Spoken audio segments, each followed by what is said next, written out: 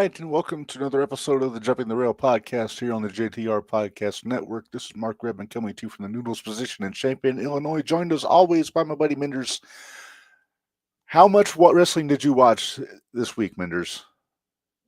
I'm guessing close to 30 hours at least. At least. The good thing about doing the podcast today is that it's the first time in about a week solid that I haven't watched any wrestling today. Kind of giving my brain a break a little bit. I didn't give my brain a break. I was on Thriller trying to get caught up on all the collective stuff. Right. Yeah, I said there's only so much wrestling you can watch. And if you guys watched the Shootout last Wednesday, we spent about an hour and a half just reading what the other shows were in Vegas over the weekend. And there was no way we were going to watch all of them. There was a lot. Yeah. Real quick, the 10 bells for Devin Anderson, who's a local referee from the Midwest. We didn't know the guy, but I saw a lot of very nice words from a lot of people we do know that have worked with him. So I think I'd seen him. I think he was Iron Spirit Pro. Well, and I think he was also Dreamwave. Okay. So I remember seeing him, but I never knew him personally. So right. But I'm glad you did put it up, because when you told me 10 bells, I was like, oh, I bet I know who it's for. Yeah, we would have done it on the Shootout instead of this show, but there is not going to be a Shootout tomorrow, so I figured we just throw it there. Dwayne, there is probably 87. Yeah, we'll go with 87. More than I can count. Yeah, there was a lot. Oof. A lot. Okay. And some of them started at midnight. Yeah. Hey, Minderz, how did you enjoy the clusterfuck? Fuck you. Make me watch The Invisible Man. Hey, I warned you, though. Not really. This is the message I get. You have to watch this. You have to watch this. Hey, okay. If I had to watch it, you have to watch it. Now, you know what? The scramble part of that show was fine. There were 2 matches on the whole show. 2 matches on the whole show. 3 hours long. 3 hours long. And for a good 45 minutes, the Invisible Man was in the ring. Eliminating everybody. Yeah. I was ready to punch some people in the face. Namely me, if I was in the room with you. Yep. Yeah, we'll get to that here in a bit. In the meantime, Minderz, we are excited. It is the penultimate episode of Squared Circle Expo Month. We are hours away from Squared Circle Expo. We are 72 hours. Yes. I'm so excited. Yeah, Sean, we are definitely going to get into Raw from last night because we got to cover everything else, though. Yes, but so just be patient with us. We'll get there. Tonight we will be joined by our buddy right there on your shirt, Minderz, Mr. International, Jake Omen, friend of the show. He's been a friend for a while now. Fellow beard bro. Speaking of beards. Speaking of, we almost did 10 bells for another reason, but we decided not to. But I'm so bummed. He looks so weird. He looks does. So weird. If they don't have a segment on Friday with Truth not recognizing him, they will have dropped the ball. Yeah. Because he don't look like Triple H anymore. Nope. Oh my gosh, Truth was on the Slammies. I actually watched the Slammies. Yeah. And Truth was on the Slammies, and he was hilarious. Hey, Minderz, hilarious. Is this your face when you first saw Ciampa beardless? Yes, it was. That was my face. I was very sad. Hey, we're gonna bust out the graphics for our match system now, because now they got it all loaded up for WrestleMania. Yeah, the side eyes and the Lithgos. Okay. But anyway, first things first, Minderz, we gotta check your brain. It's been a long weekend. It's been a long week. I want to make sure you're still sharp. Okay.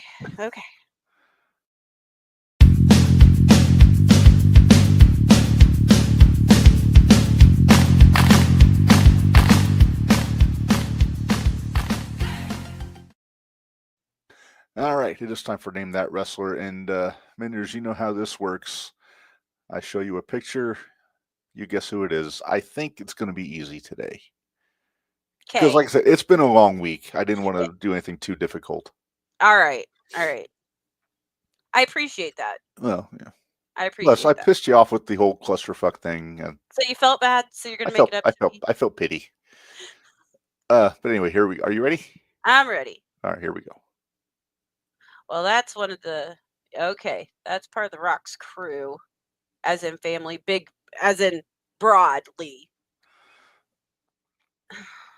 Haku. Hey, my brain's pretty well on point still. Yeah. It's not mush yet. Right? Well done, Minderz. I'm pretty proud of myself for that one, actually. I could tell right away it was one of the family.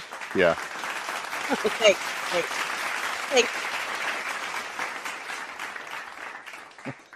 Yeah. It's a softball. It's He was being nice because he was a jackass. Just wait till we talk about the clusterfuck. Oh, he watched it too? Oh, I don't. Yeah. Well, I talked to him about it, so I don't know. I don't know if he went and watched it yet, but I forewarned him. So you have more manners than I do. Yes. Hey, can I run through the Slammies real quick before we get into good hoots and good Judies? It won't take me very long. Go for it. Because I didn't write down who all was nominated. I just wrote down the winners. Yeah, that's all we need. Slammies. So best entrance went to Cody Rhodes for WrestleMania 40. Okay. NXT. I want your opinion on this one. Okay. Best NXT wrestler. Now you got to go back to WrestleMania from last year too. So you got to think of everybody in the past year. Like I just will based give on you a the year hint. that they had. I will give you a hint. It is a female. Ooh. Okay.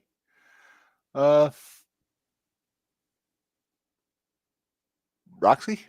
Very good. I'm so proud of you. Now, breakout star from NXT. Actually, no, it's breakout star, period. And I will also tell you that this is a female. It's got to be either Julia or Stephanie. Stephanie. Mm-hmm. Yeah, Dwayne, they did. It's on the Facebook or on YouTube. Yeah, I didn't watch it either because I didn't realize it was on until after the fact. Social star. There was 2 nominations, and that's the only reason I know who the nominees were. We're talking like social media. Social media star. Was Drew it? McIntyre or Chelsea Green? Gotta be Chelsea. Nope, it was Drew. Was it Drew? Hey, I like Drew's social media from what I've seen though. He's got the cat. Yep. Rivalry of the year. Punk and Seth. Nope. Punk and Drew. Yep. And it was one of the two of them. Punk and Drew. Tag team of the year. It is a women's tag team. It is a women's tag team. Liv and Raquel. Nope. I was actually surprised by this one. I'll just tell you, Jin Bianca. Oh, okay. The oh my god moment of the year.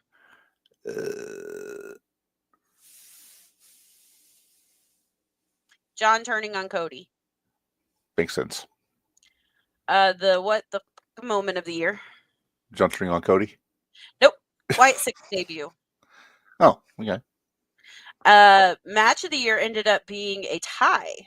Okay, one of them Hell in a Cell. Yep. The other Cody and Roman. Yep. Very good. I'm proud of you. Most aura. Most aura? Uh-huh.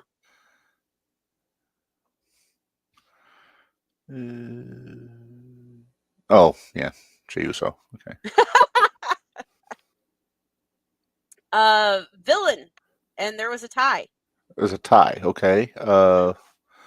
Drew? One female and one male. Nope. Okay, not Drew. Cena? Nope. Oh. Roman? Nope. Shit. Liv and Dom. Oh, hey, they got in as a package deal. They did. Mic drop of the year.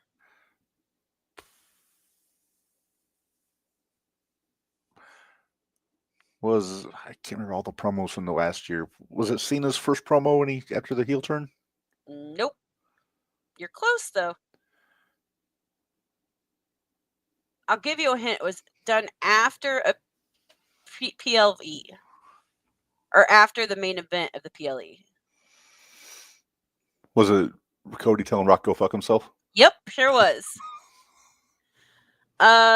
Best faction of the year. Judgment Day? Nope. Bloodline. They were nominated. Which Bloodline? 2.0. Nope. OG. OG, okay. And then best female wrestler of the year. Uh, These are kind of no-brainers. Rhea. Nope. The other one. The Queen. The one that won. Charlotte. No. Liv. The one that won the crown jewel or whatever. Well, you said the Queen. Well, sorry. And then male. This is, Male's Cody. Yeah, of course. Yeah, gotta be. So there you go. There's a rundown of the Slammies. All right. No big shock there. I this list though, because we might want to use this for our shooties. Oh yeah, there you go. Excuse me. Some of these categories. All right. Well, Minderz, let's move on. We got Hoots and Judies to talk about, and we did it because we had so much stuff to look at this past week. We decided to do 2 each. So we got 2 Hoots, 1 WWE, 1 non. And preferably indie wrestling. Yeah. So I will. I said that, Sean. Yeah, we got that one. That's the same thing as Breakout, right? Mm-hmm. Wait, no, NXT and then no, she was a NXT Superstar of the Year. Right. Okay. Stephanie got Breakout. Yeah. So I'm going to go first on this, if I may. Go right ahead. And we're going to start with indies. We'll save WWE for second. Okay. And I'm going to go to the aforementioned Clusterfuck Battle Royal from Joey Janelle's Clusterfuck Forever. And it was definitely that. And I'm giving it to the guy that worked the smartest in that whole match. Okay. That's Perro, the big guy there. That guy is really good. He is a beast. He is. Looks like Bert Kreischer, kind of, for you stand-up comedy fans. A little bit. But no, he's this massive guy, and the little people that were in there with him were just bouncing off of him. They tried funny stuff. He just picked him up and throw him over the top rope. Mm-hmm. Just good stuff. And he was in there for a good while. I mean, it's a 2.5 hour battle royal, and he was in there for. Yeah, the ones that come out at number 1. Yeah, forget it. You're screwed. Mm-hmm. You're not making it. It was like some of the ID girls that came out number 1. I think Zeta Steel was like 1 or 2. It was the dancing girls. The Japanese girls. Yeah. Yeah. I thought one of them was Maki Ito first, but no, they danced around and hit people. It was again clusterfuck. Yeah. But it made my head hurt. Yeah. And you cursed my name a lot. I just remember the message you sent me, and you must have been like halfway through, and it just says "fuck you, Reb." And as soon as you sent it, I knew what you were referring to. I think it was probably when they announced the Invisible Man. Hey, I told you on Wednesday that he was going to be in there. I know. I know. Mm-hmm. Also, and then they referenced the Invisible Man versus the Invisible Stan. Well, that's his greatest match, if you ask anybody. Well, and then the stupid doll, Yoki. Oh, the blow-up doll? Yeah. Yeah, I forget her name, but yeah. Although, one of my favorite parts, well, we'll get into it later. We're talking about Perro right now. Yeah, but no, it's about all there is to say. Perro got my indie hoot of the week. Minderz, I will let you do your indie hoot. My indie hoot of the week and give me cry. He's our buddy. He is our buddy. But I'm giving my indie hoot of the week to Juan Fuego del Sol, because look at the poo-poo face. That's a boo-boo face. The boo-boo face. Yes, John Cena was pulling a double. Sorry. Here, I'll put it up so you can see it. Yeah, there you go. Yeah, Juan Cena did not make an appearance. No, Juan Cena did not make it. Fuego, really good match with Atticus Cogar on Janelle's Spring Break show. So the stipulation was mask versus career. And Cogar had to use a taser. I don't know where he got that idea from. I don't know, but can we make sure that Carrot never watches a Kogar match? I'm not sure I could handle it. I'm gonna say something that you might want to reach through the camera and slap me for. I kind of want to see Carrot versus Kogar. Just for the promos alone, it'd be great. I know. I mean, I'm not a fan of the skewers, which is kind of Atticus's. That's his deal. Ace. That's his, yeah. But I'm sure Jimmy's had a skewer in his head once or twice. I don't think he has. Not that I know of. Ooh. Well, first time for everything. Shut up. There's more games coming up. I hate you. Sorry. But anyway, no. So the stipulation was mask versus career. Fuego lost, unmasked, but then left his boots in the ring. And according to social media, he says he's done. Mm-hmm. But I wonder if maybe he's not just taking a break. Remains to be seen. It sounds like he's done at least for a while. Right. That's what I gathered. Poor Sam, our buddy Stackhouse. Even he was. You wanted to give him a big hug, didn't you? I did. Although, you know what? I'm going to say I think that was the first time some people had seen Sam Stackhouse and didn't realize that he could do a moonsault. Oh, Sam's maybe the best kept secret in indie wrestling. He really is. He's so good. He made a post on Facebook today that basically just shutting up the haters, and everybody said that what he can and can't do and all that stuff. So he can do whatever the hell he puts his mind to. Thank you very much. And I made a point to comment on his post and put him over. But well, then I'll go check it out here in a minute. I said I think he's the best big man in the indies. I do. He's, in my opinion, when you go 400 plus. When you see a 500-pound man do a spin kick. Yeah, right? Good Lord. Or a dive out of the ring. I'd like to see if we can convince the Brass of Glory to bring him in. That'd be awesome. Against Marvin, That'd be maybe. Awesome. Oh, don't tease me with a good time. Don't tease me with a good time, Reb. Come on. You're killing me. I apologize for this. I'm trying to avoid getting sick. We're trying to keep our sinuses in check. Yes, I do not. I refuse to be sick during the expo. Right. But anyway, so yeah, Fuego, we love Fuego. Awesome interview. I think he was so much fun. I think we're one of his last interviews. I don't know if the last. Well, and the other reason I said that, because I thought he said something on that podcast about going to Oregon. That's the reason I'm not sure if he's actually done, or if he's just taking a break. Well, in the interest of kayfabe, let's assume he's done. Okay. We'll respect the kayfabe.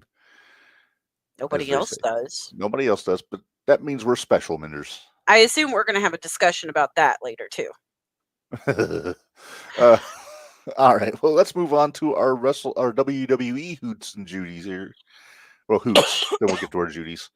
My hoot, is kind of an obvious one, Minderz. I went with the wise man, Paul Heyman. He's brilliant. He really is brilliant. Mm-hmm. Between Saturday and Monday. Yep. And also, you watched his interview with Pat McAfee on Monday morning. Was it Monday morning or Saturday night? I forget. It was Monday morning. Monday morning. Because it was after the roast. When he was going off on that dude in the crowd.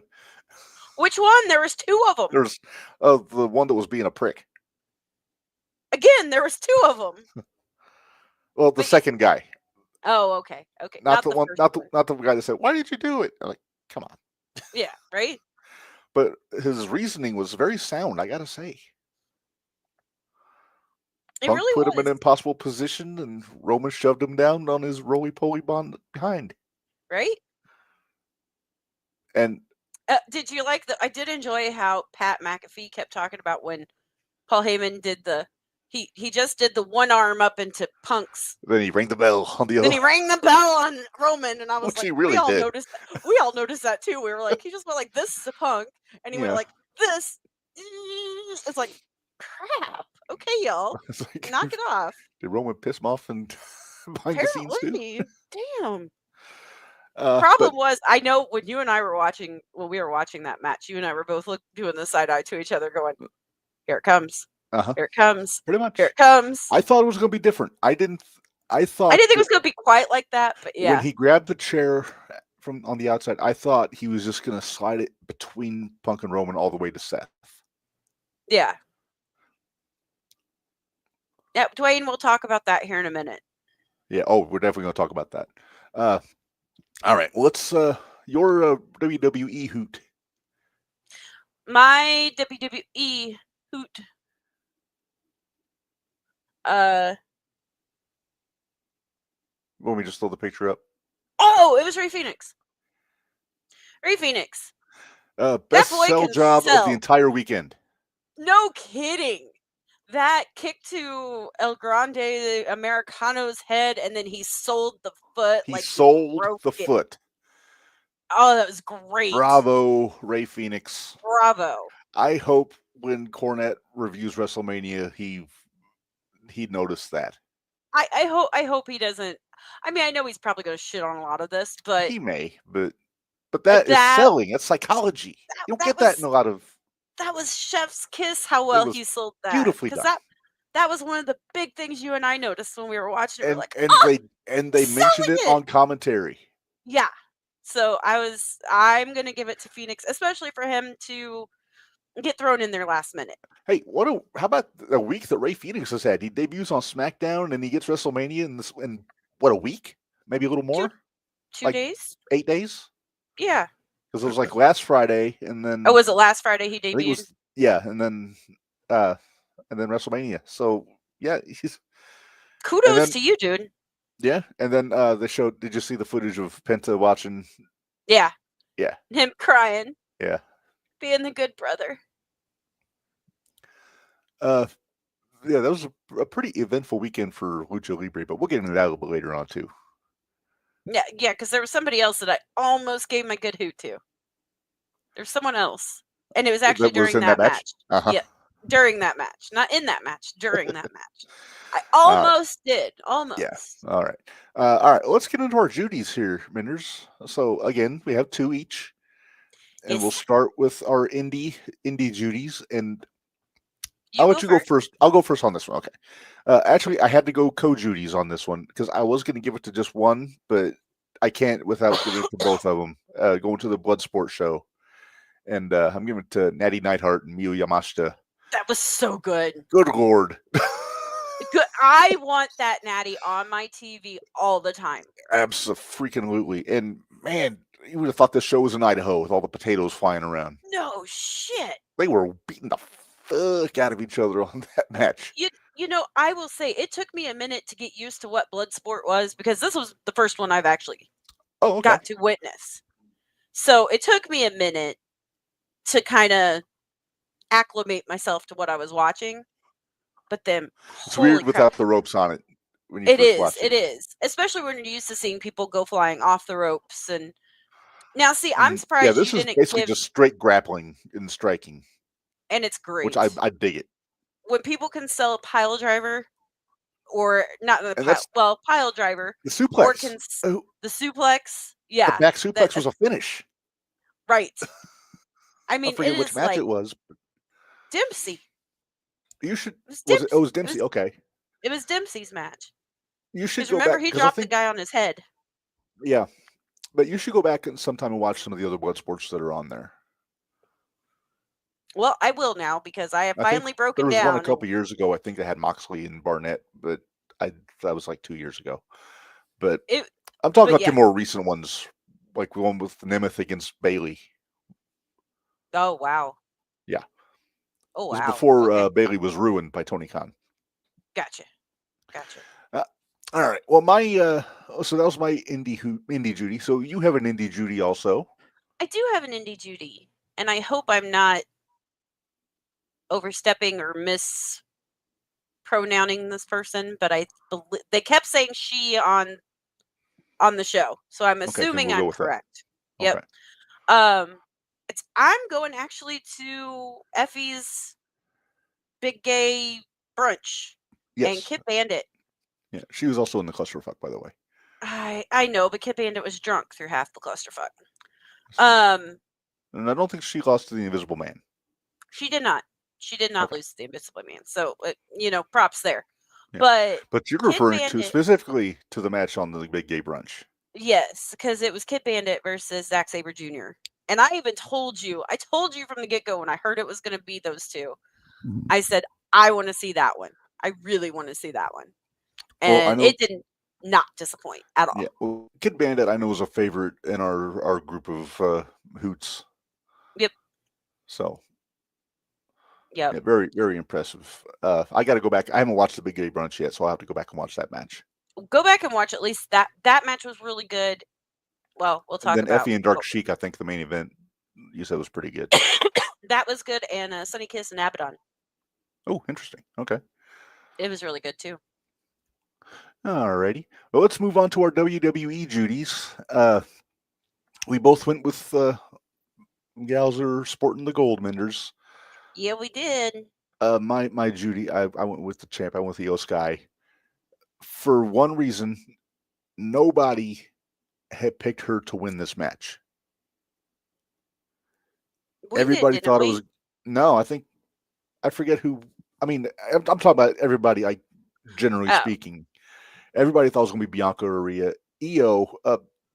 I'm just going to say it. This is, I think, the best match of the entire weekend. Like Indies, really good. WWE, TNA, whatever. This match was damn near perfect. It was really good. Io taking that ring post at the end before she did the moonsault. It makes me nervous. I'm always like, oh, watch your teeth. Watch your teeth. Uh-huh. Thanks, Cesaro. You ruined that one for me. With Cyborg. Cyborg. I still want to find that shirt sometime that they did with his face on it, with Cyborg on there. Cyborg. But no, then also on top of that, last night, Stephanie Vaquer. That match was really good. That was really Until good. the finish, it was really good. Yeah. Till the fuckery began. It was really good. A little fuckery. But it got mommy out there for you. So it did. It did. And this is like mommy got her balls back. I know. I'm excited. So to speak. Well, yeah. I mean, she has balls. They're just on her chest, and that's how it works. Cannonballs. Mm-hmm. All right. Minderz, your WWE Judy, please. I'm going to go with the new NXT North American champion, Ruka. There you go. And you picked this. I did. This whole weekend, I did not do bad at my picks. You had a pretty good run with the picks. Especially with NXT. Yeah. Well, the only things you really missed were stuff that the card changed. That the card changed the last minute, yeah. So, because I just wonder if that finish would have been different for El Grande Americano if it had been Rey Mysterio instead of Phoenix. Yes, I don't know. I mean, they're really pushing El Grande, which is unprecedented for a luchador that hasn't been with the company very long. Right. I mean, they're really pushing him to the moon. Yeah. This brings me to mind a dream match. Imagine if he ever gets in the ring with Gable. It's going to be fun. All right. Well, Minderz. See what you did there. In the same vein, we are also going to do co-stooges. I got one of each for stooge of the week. Okay, well, let's make this quick. Yep. We'll get this out of the way fast. WWE stooge, Cody Rhodes. Yeah. And for one reason. Okay. He didn't give Travis Scott his receipt. You're right. I wanted him to give Travis Scott his receipt so bad. I wanted to see him punch him in the face so bad. And then, yeah, he just decided to be a nice guy and paid for it. Don't be a nice guy. Another kick in the twins and a belt shot to the head, and he ain't champion no more. Yep. And then my indie stooge, I've got a litany of indie stooges. Whoever in the clusterfuck battle royal got jobbed out to the Invisible Man. There you go. Shame on all of them. Unfortunately, we knew a couple of them. Sadly, Dan the Dad was one of them, and I hate giving Dan the Dad any kind of stoogehood. But right, come on. Sorry. That and also the blow up doll, which I don't think the blow up doll got any pins, if I remember right. No, Snitsky kind of. We'll talk later about Snitsky. Okay. Yeah. So yeah, I kept the stooges short, but yeah, I think it's time to bring our guest in. Minderz, would you like to do the honors? You're wearing the. I am wearing the merch. So, Joining us tonight is the one, the only, Mr. International Jake Omen. Hello, sir. Hey guys, how you doing? How's it Good. going? Doing great. So we have a question for you, sir. So our little podcast here, we've gotten quite a bit of reach in multiple countries now. I think we're up to like 21 countries. Yeah. And Minderz had the theory that you're just listening to the podcast everywhere that you go, seeing as you are Mr. International, hitting all these countries. I think I do during long layovers and long bus rides. Works for us. We're fine with it. Don't stop. No. We can now say we're international. Go everywhere. Speaking of, you just got back, didn't you? Have you been to Latvia? Yeah, actually, I was in Latvia, I believe, in 2023. Yeah, for just a few days in the capital, Riga, which was beautiful. That whole area is gorgeous. So you just got back because I believe you went over with Jack Vaughn and Aaron Williams. So I went with those guys a couple different places in November. So, the very end of last year. And then I was just gone for February, going a bunch of places by myself. Since I've been a lot of places since I got back with those guys. It's exciting. So you're going to win this championship this weekend, correct? Oh, yeah, of course. I needed a break from it. So we broke up for a minute, but we'll get back together on Saturday. Nice. Reb, go ahead. All right. Well, first things first, I want to take an opportunity to put somebody over that we've seen on a couple of the AVW shows in Oakwood that Minderz pointed out is one of your students. Yeah. Carter Kaufman. Yeah. She impressed the hell out of me. So I say kudos because, yeah, she's had every match I've seen. She's nailed it. Great. Yeah. She was actually when I opened my newest wrestling school, like the actual building I have now, about 2.5 years ago, she was my first graduate from the actual academy, because I was training people for the few years before, but I was the head coach at a couple different facilities. So when I finally opened up my own place, she was actually my first student there. She's so good. I was going to say, I think the first time I saw her was over at the Axe Bar over there by your school. Yeah. Mm-hmm. Yep. That might have actually been that show. It might have been her first show. It was. Yep. Okay. Yeah, because she had the big following there, and everybody was all excited for her. So yeah, that was her first. I remember going to that one. Yeah, and so it's crazy. She only has a little bit of experience, but she's in there with a lot of the heavy hitters on the shows that she's been on. Mm-hmm. She has. Well, lovely Miss Larkin was the one she just had a couple weeks ago. Yeah. So yeah, she did a real good job with her. Yeah, wonderful. I'm always glad to hear. Compliments for the kiddos I helped get in. Well, her and Reb, I don't know if you were going to mention this one too, but Elijah Eros. Yeah. I'm real impressed with what he's doing. He's been doing really good. Yeah, he's another one. Elijah, he's going out and he's crushing it. He's probably the guy who is making the most shows and putting in the most miles and stuff like that out of all my graduates that are out there right now. Yeah. So who knows? You might see him on Saturday too. Okay. Oh, good! Yay! Nice. He had a hell of a match with Zay Gates a couple weeks ago. He did in Oakwood. So perfect. That was my first time seeing him. They work. Yeah. See, it cracks me up because Reb's like, "That's my first time." I'm like, "Oh, come on! It's a lot. I've seen him a few times. Come on now." Dreamwave. So they wasn't at Dreamwave. They were Signal 10. Well, that too. Okay. You go to more shows than I do. Not always, but okay. All right. So, who are you most excited to meet this weekend, Jake? If you get a chance to. I don't get overly excited to meet people. It's just kind of cool if you cross paths them, if you shake someone's hand. But there's no one that I would necessarily go far out of my way to try to meet. Right? There's always guys like Bret Hart. It'd be cool to shake his hand. But besides that, if you just happen to be in the same room with one of them, then that's cool with me. It's all about the atmosphere more than anything when we're there. Yeah, I just for the whole weekend.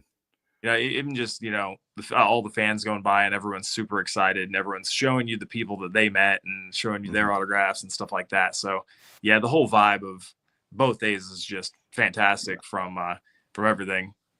Well, just a heads up, your table will probably be a meeting place for us most of the time because we'll figure out where you guys are at, and then we'll be like, all right, if we get separated, go back to Jake's table, we'll reconvene and go away again.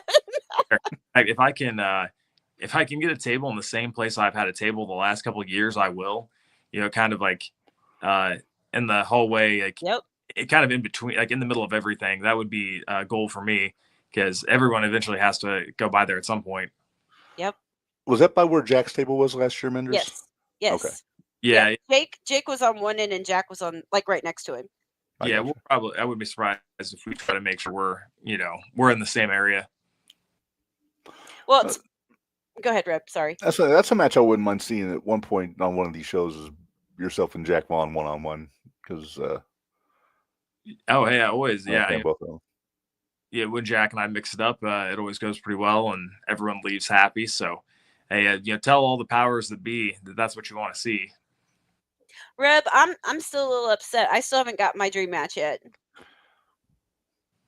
Jake Omen versus Jimmy Carrot that we still haven't got yet. Yep. I'm sure if you talk to the powers that be at AVW, they can make that happen. She loves talking to the powers that be at AVW. Reb. That's one of your favorite people. Reb, stop it. Hey, I'm sure someone will be willing to make it happen. You just have to twist their promoters. You just have to twist their arm. Yeah. Well, we'll probably see. We'll put the show over a little bit more than we normally do on the podcast. Maybe they'll let it happen. Well, I thought you were talking, Minderz, about the match that I pitched for Jake before they announced all the stuff going on, which was I wanted to see yourself and Shelton Benjamin 1-on-1.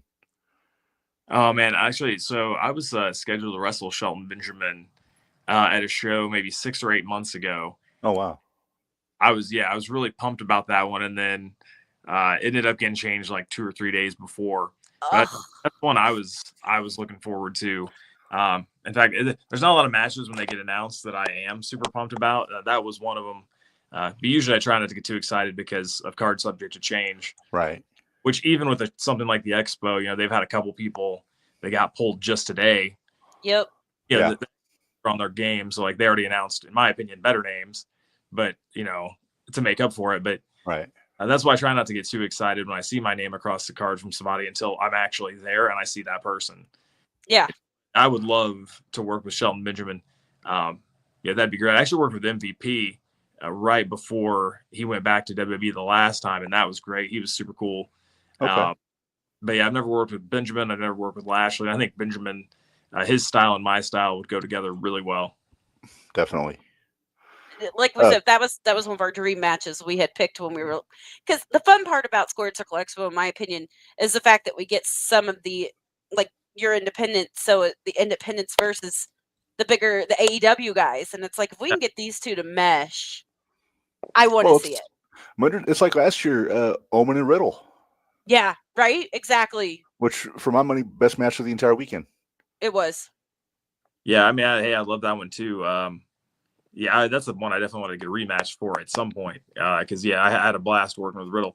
It was a long night at the office. It was one of the more painful matches I've ever been in. But at the end of the night, there were a lot of people who didn't know who I was, who sure as hell knew afterward. Mm-hmm. Well, he didn't beat you, so I think that should maybe put you in line for an MLW championship match. I'm just saying. I think Matt Riddle's got a whole lot of championship belts hanging in his luggage bag right now. I'm willing to fight for any of them. You'll take any of those off his hands to make it a little lighter, easier for him to get through TSA and all that fun stuff. There you go. It's got to suck taking a belt through TSA. There's been a few times where I've had titles, and there's a few times I've just told people like, I can't. Sorry, it's not coming with. I defended the Squared Circle belt 7 or 8 different places when I had it, and a couple of times I did go overseas. I was like, man, it's going to be a hassle, so I'd rather not take the belt. It was like, I will.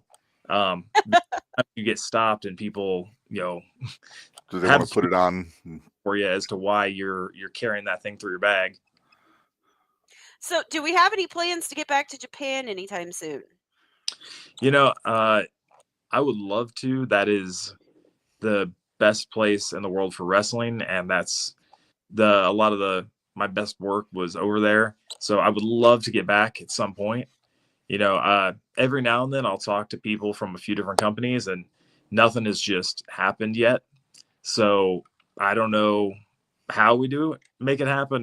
But the second I get the opportunity, I definitely get back. It's a couple of our buddies that we know, Dale Patrick. I don't know if you know him, Yeah, and Ace Perry. They're both really good friends of mine. Yeah, they're both over in Big Japan now. Dale's been there for a while. Mm-hmm. So it's great to see that. And yeah, Ace is on his first tour. I think he just finished up his first tour. And yeah, I'm very proud of both those guys. I've been following Ace on his, because I've known him. I mean, we're not like best friends or anything, but watching him in the Indies, I've followed him for a long time. So it's kind of like, come on, Ace, let's do this, because that Black Diamond, I tell you what. Oh, it's tremendously talented, man. It's. I'm just glad he's finally there. So, is there anybody? I know they haven't really announced who all is going to be in this Rumble yet, but who would you like to tie it up with the most of people that might be in it? Yeah, Cardona. Out of all the names I know, Matt Cardona. Yeah, he's the one. Screwed me over for the belt 2 years ago. I haven't gotten any chance to face him since then. I helped him lose the belt last year. So yeah, Cardona. I don't think there's going to be any surprise that at some point Cardona and I have to face off in that Rumble. Mm-hmm. Yeah, please do. Besides that, Dalton McKenzie, that's another guy I'd like to face off with in the Rumble. Elijah Eros is another guy. Hopefully he and I go face to face in the Rumble. That would be nice. Just our little father-son moment. Yeah. Do you know, is Ashton going to be there? Ashton Adonis? No, unfortunately he won't be there. Okay. I didn't know if he would be, or did he take off and leave and go overseas somewhere too? No, I'm not sure where he is this weekend though. He actually did tell me where he was. I just don't remember. Yeah. Yeah. I think there's a show in Northern Indiana that day that he's at. Gotcha. But why are people scheduling shows the same week of Squared Circle Expo? Come on, people. Hey, there were a lot of people that scheduled shows on WrestleMania days. That's beyond me. A lot of the students that I have had shows on WrestleMania Day at the same time. That's just nuts. Yeah, that's nuts. A great idea. It's kind of like May 10th coming up. We've got literally, I think, every indie group that we cover around this area. I think every single one of them have a show. I think so, yeah. Yeah, we're like, great. We can only make it to one, kids. We can only make it to one. And then Backlash is that week, or is the 10th too. Oh, is it? I didn't know Backlash that day. I know I got asked to do a show on the 10th, so I'll be doing a show on the 10th, but unfortunately I didn't know Backlash was. Yeah, Backlash is the 10th in St. Louis. There's shows in Centralia, Decatur, Terre Haute. I actually am. I am at WWE that Friday and that Monday. So actually, I did know that Saturday was Backlash because I couldn't make Backlash. Hey, Reb, that means we need to watch who the security people are so we can point them out. Reb kind of chuckles at me because whenever I know that WWE's close, Indy, Ohio, different places like that, I'm always like, okay, who's security? Who's in there that I know? Who's in there that I know? There's been a few times I've been like, there's Jake. Or Aaron Atlas. How many times has Shelton Benjamin kicked him in the head? Yeah, how many times has Aaron Atlas gotten kicked in the head by Shelton Benjamin? Yeah, I think his limit is 1, but I hope it happens to him again. It's been twice now. Has it? Yeah. Oh, all right. I didn't catch that. They beat him up backstage because he was a helping hand. And then they also, when he ran out to pull them off of each other, Shelton caught him right smack right there. Oh, dang. I didn't even know that. Oh, yeah. It was so fun. I enjoyed watching it. But, all right. Well, let's kind of run down some of the matches. Do you care if we run down some of the matches for Black Label Pro? Sure. Since they haven't really announced any of the matches for... I mean, they have, but not a whole lot. We got a few matches for Saturday. Do you happen to have them handy there, Reb? I do. Okay. Well, then how about you do this than me trying to sit here and figure it out? All right. Well, first up here, There you go. Prime Championship, Jack Vaughn versus Big Trouble Ben Bishop versus Brian Myers. And That'll be good because it's very good. Yeah, it's I think last year might be the first time I'd seen Bishop. If my memory's right. But we're always high on Jack though. Yeah, concentrate on him. He's the one to watch. Yeah. Exactly. We know how this goes. All right. Are we making picks, Minderz? I mean, we need to make picks. We need to pick. Who do you think, Jake? Oh, Jack. The other guys suck. Jack's gonna win. Reb, I know we have this big thing about we hate to agree, but I'm not going against Jack. Sorry. I was gonna say, you're actually going away from Minderz Law on this one. I really am, but that's okay. It's all right. I don't mind. Okay, yeah, I think we're all pulling for Jack on that. So yeah. Well, Jack actually joined us beginning of the month. He's the one that kicked off our Squared Circle Expo Month. Hell yeah! So we had him the first week, and then you're always our one right before. We always have you on our right before. Oh, and then we actually got Jeremiah Plunkett that's going to be following up next week after the show. So we're excited about that one too. Yeah, there has to be an obligatory thigh slap comment. Thanks, AJ. There does. All right, next up here, we've got the newest Rockers against the Headbangers for the SCX Tag Team Championship. I'm gonna second Jack on this one actually, because Jack said anybody but Al Snow. So I'm gonna go with the Headbangers. I think I'm gonna go with the champs on this one. All right, Jake. Sorry, Jack. Hard to choose on that one. I'll go with the Headbangers for nostalgia's sake. There you go. Yeah, you gotta love that nostalgia. Yeah, we're big ECW fans, so we're actually really excited to meet Joel Gertner. I'd be much more excited to meet Joel Gertner than I would the Headbangers. There you go. Well, the Headbangers have been there every year, though. Long time ago. Yeah. I understand if you pay Joel enough, he will do a limerick for you. Andy. So apparently, we're buying two. We're getting one for the podcast, and Reb is making sure I have my own individual one. So, yeah.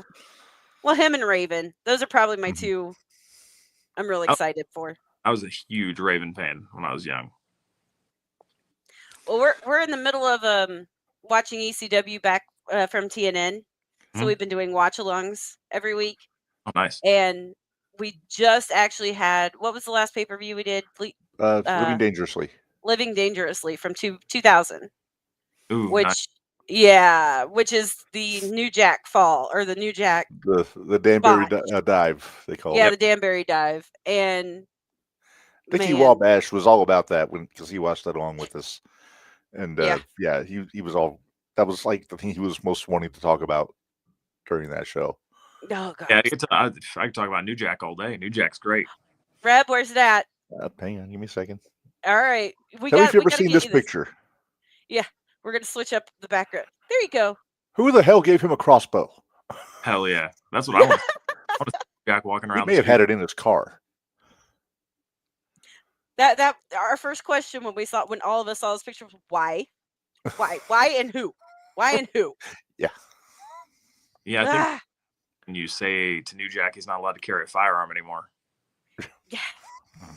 That's like best thing as a crossbow, I guess. Yeah, I guess. All right, what's the next match, Reb? All right, next up, you're gonna like this in Minderz. Chavo Guerrero Jr. versus Lord Crew. This one actually kills me. Kills me.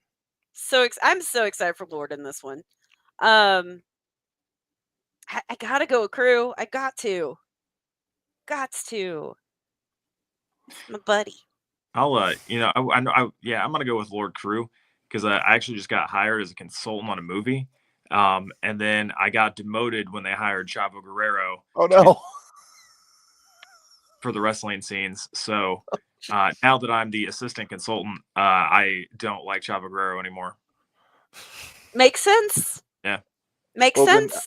out of loyalty, I'll agree. I'll go Crew also, but I was on the fence before you said that. So Yeah, I mean, hey, good for them getting Chavo for the job, but yeah, no thanks. Jake Omen doesn't like Chavo right now. Understandable. Completely understandable. I'm down. yeah. But no, let's go with Crew. All right, sounds good to me. Well, Plus, I mean, he's got the better beard. So he does have the better beard. Oh yeah. All right, Reb, what's up next? Next up, we've got NWA US Tag Team Championship, the Country Gentlemen versus the Soul Shooters. I don't know why they threw an R in there, but we've seen the Soul Shooters a couple times, Minderz, at the Expo. I've seen quite a bit of the Country Gentlemen on NWA TV. So this should be a very good one. But I think I'm going to have to go with the Kazanas on this. Okay. What do you think, Jake? I think I'll see if there's popcorn available at the concession stand during this match. This is the bathroom break match for you, huh? Is that what you're saying? Yeah, I hope I get pre-match popcorn. There you go. I like Apollo. I like Apollo, so I'll go with the Soul Shooters. Yeah. Well, I'm going with the Soul Shooters only because they're being joined to the ring by Joel Gertner. That's true. So are they? That one. I'm sticking with Soul Shooters. This is a PG show. Someone better tell Mr. Yeah. Nah, let's not. Yeah, they got to make sure they tell Joel it's a family show. Yeah. I don't think it's going to matter. Well, hopefully Ed's tanked by then, so he's not super pissed. More than maybe by that point he might be. Yeah, now I'd be more scared of Adolfo. Yeah, I would distract Adolfo. He's the. We'll distract Adolfo, and maybe they won't notice. Let's go from there. Yeah. All right. Next up here, we've got Women's Championship. So we got Freya the Slayer, Missa Kate, Marty Bell, and Allison Kay. This should be damn good. I'm a fan of all four of these ladies. Reb, I would say, go ahead, Jake. Sorry about that. I'll go Allison Kay because she comes out of Gangster's Paradise, and that just gets me going. So, like, Allison Kay all the way. Okay. Reb, I think this is the one I'm going to stick with Minderz Law.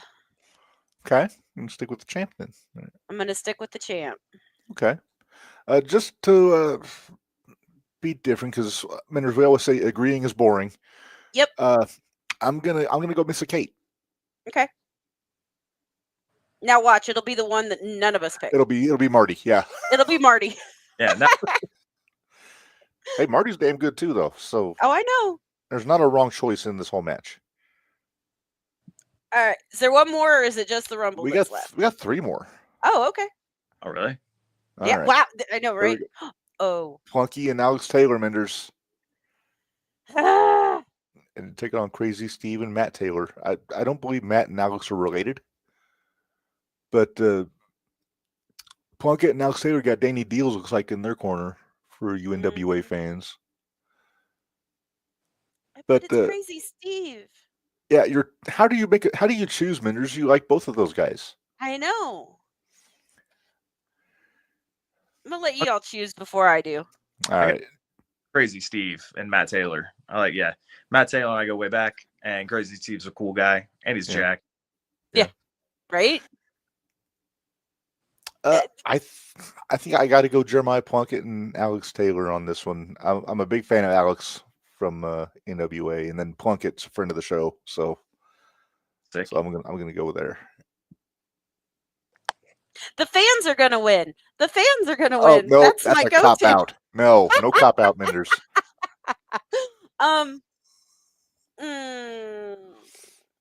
Okay, nobody tell Plunky, but I think I'm gonna go Crazy Steve.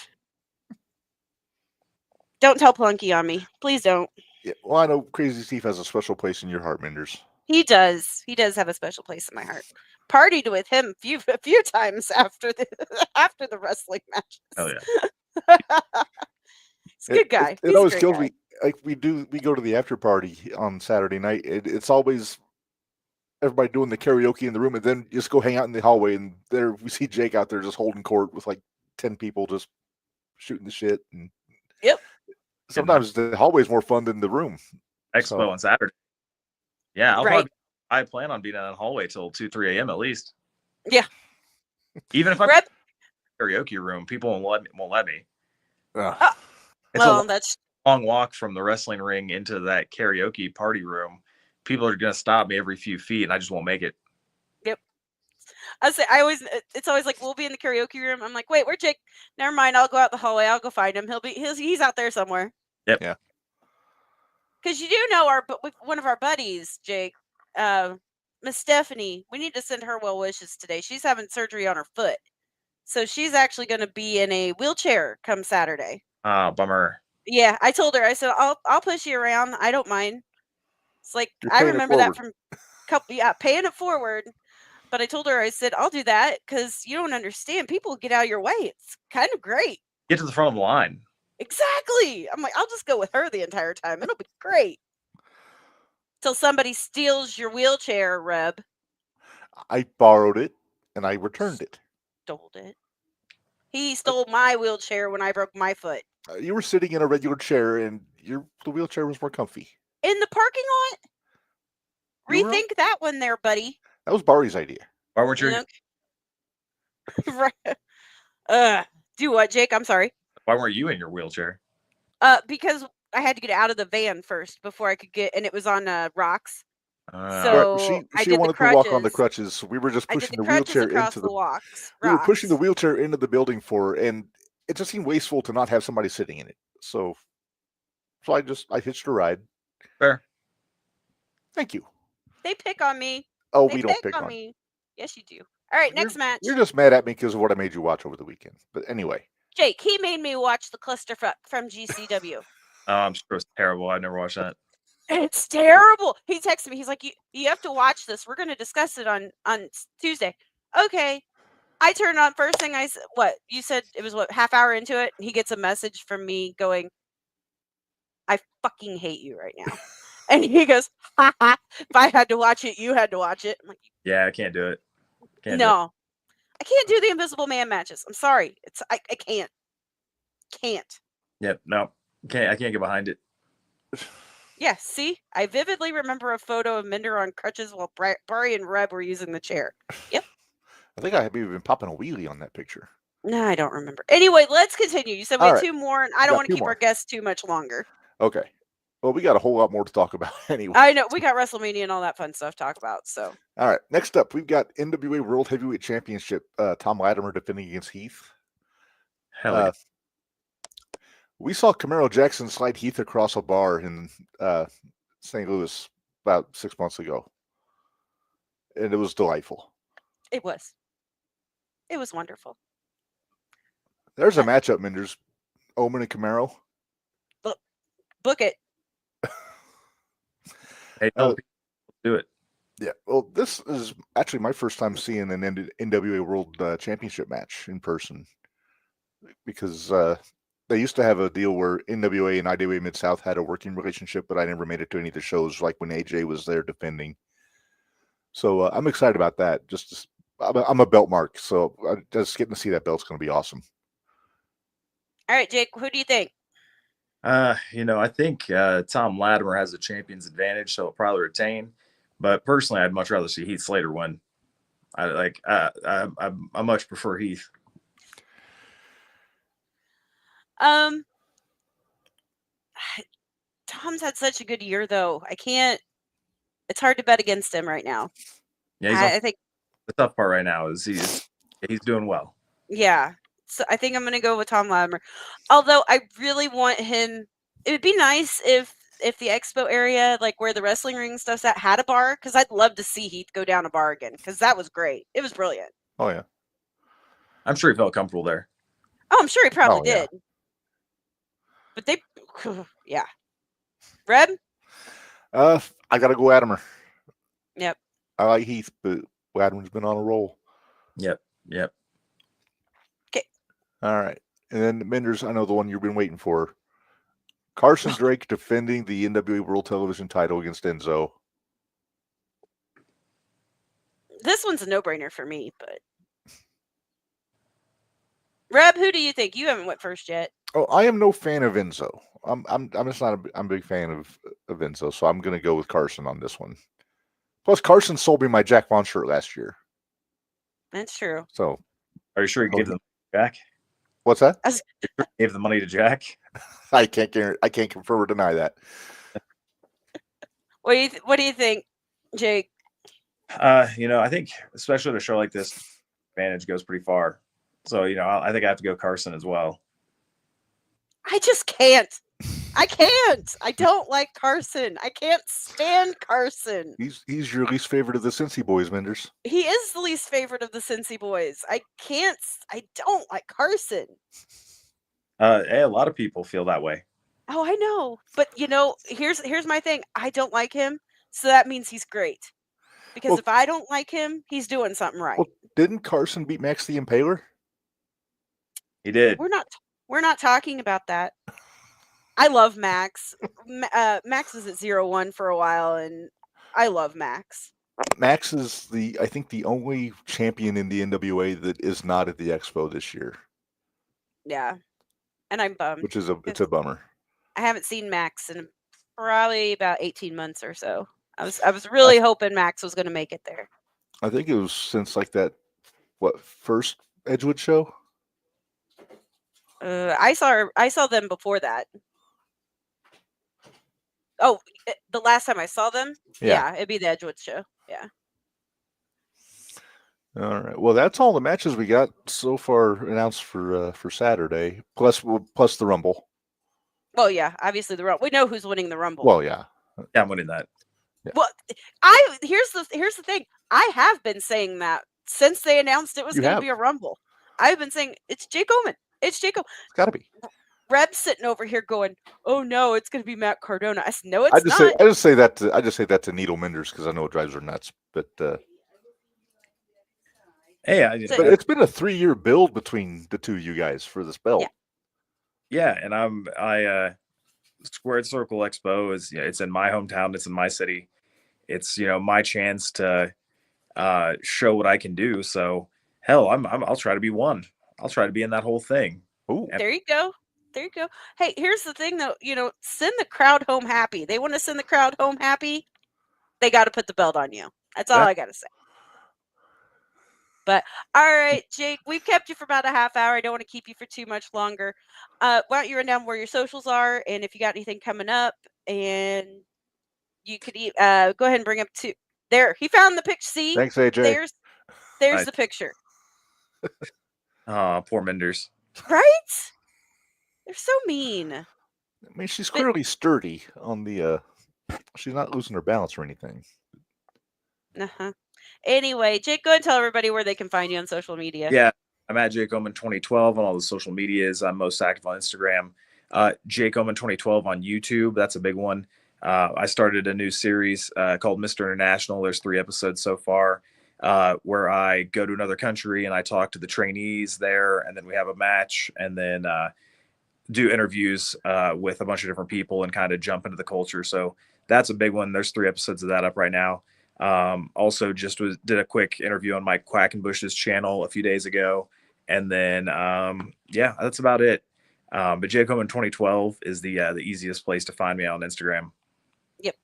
And make sure you check out White River Wrestling. Yeah, White Wrestling. Yeah, we'll have a couple of shows over the summer. There's nothing confirmed yet. But yeah, we'll be in the greater Indianapolis area a couple times over the summer.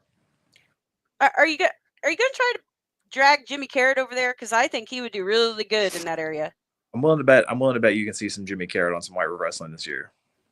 I'm so excited. Okay. That means you're going to see Minderz at some White River Wrestling this year. That means I'm going to be at some White River Wrestling this year. Not that I don't want to be there anyway, but. Hey, it's the best show in the state. If you know the best show in the state, I'll give you your money back. It's I've always enjoyed all my times that I've been at White River Wrestling. So, well, thank you, Jake. We will see you on, probably see you Friday and Saturday. So. Yeah. Guys, I'll be around both days, so let's all have a good time. We will. I might not be in this shirt because I've got some other thing. I've got so many shirts, it's not even funny that I have to bring to the show just because you probably have a whole bag of shirts that you're bringing along with your regular luggage. Yeah, basically. But we will see you then. Yes. Perfect. Thanks, guys. All right. Thanks, Jake.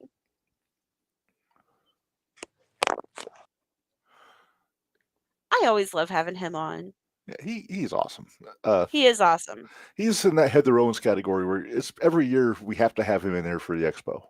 Yes, And- definitely. And I didn't know Mike Quackenbush has a channel. I may have to reach out to Quack, see if he does other podcasts, because he'd be a fun one to talk to.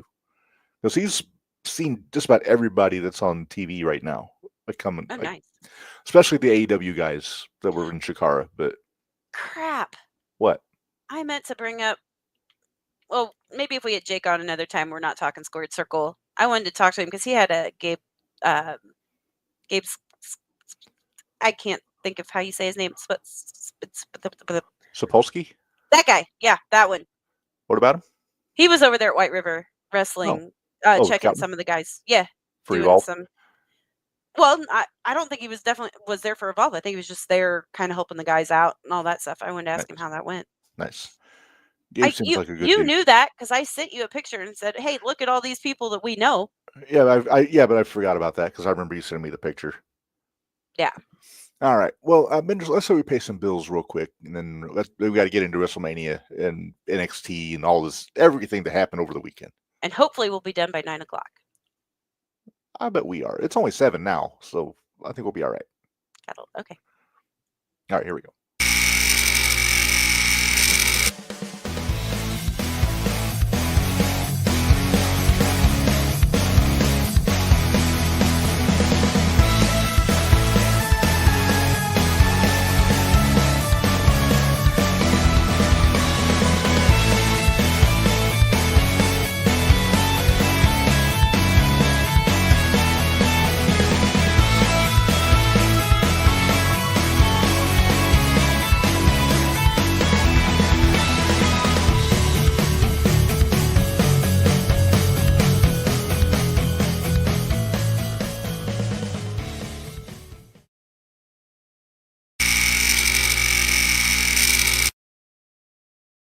All right, we're back. And Minderz, there was no LFG this week, so we don't have to worry about doing an update for that.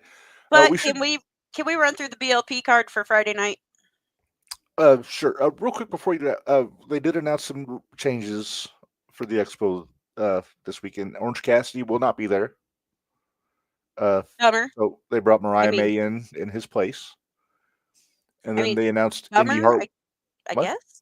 Bummer, I guess. I don't know. He wasn't one of the ones I was actually hoping to get an updated picture because I have a picture with Fire Ant from 2008. So I was going to get a picture with OC. But then they announced Scott Steiner and Indy Hartwell are coming in as a replacement. I feel like we see Scott every year.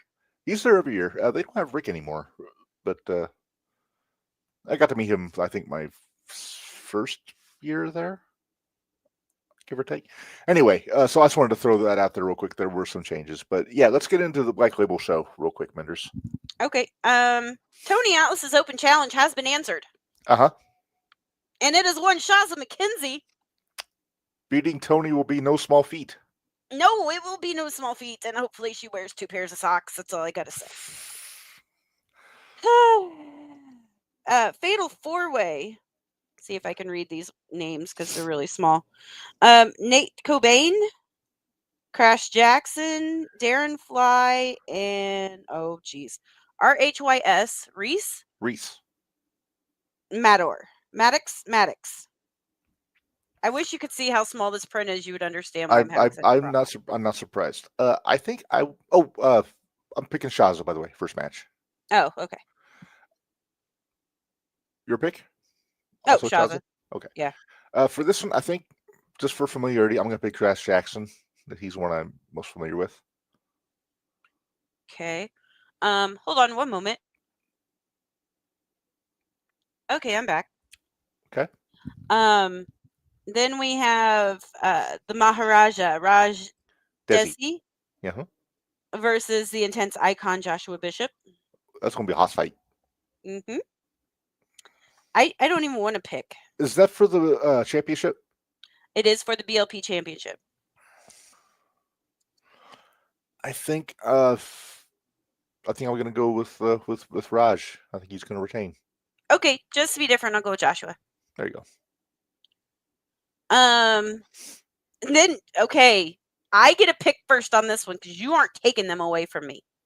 It's a tag team match for the BLP Tag Team Championship. It's Hot Commodity versus Latino's Most Wanted. I get Latino's Most Wanted. Oh. I can't remember who's in Hot Commodity. Hold on. It's those two. Oh, those guys.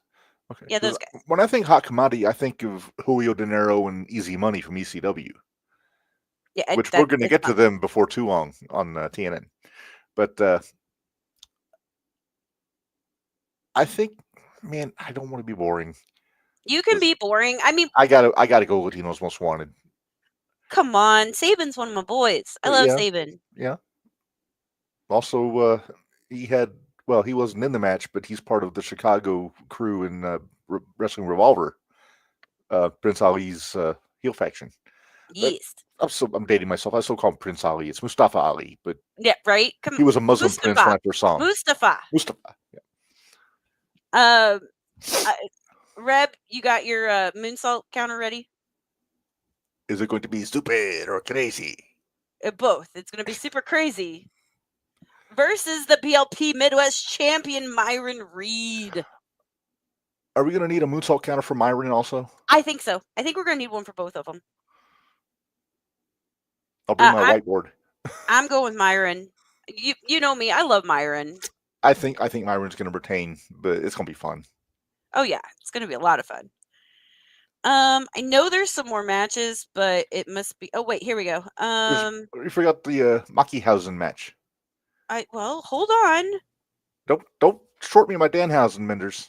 I'm not going to short you on your Danhausen, but I'm not to that one yet. Oh yes. Yamashita, right? Yamashita. Yeah. Damn it. Versus Layla Hirsch. Ooh, that'll be fun. Yeah, I'm pretty that's the same Yamashita that fought Natty. It is.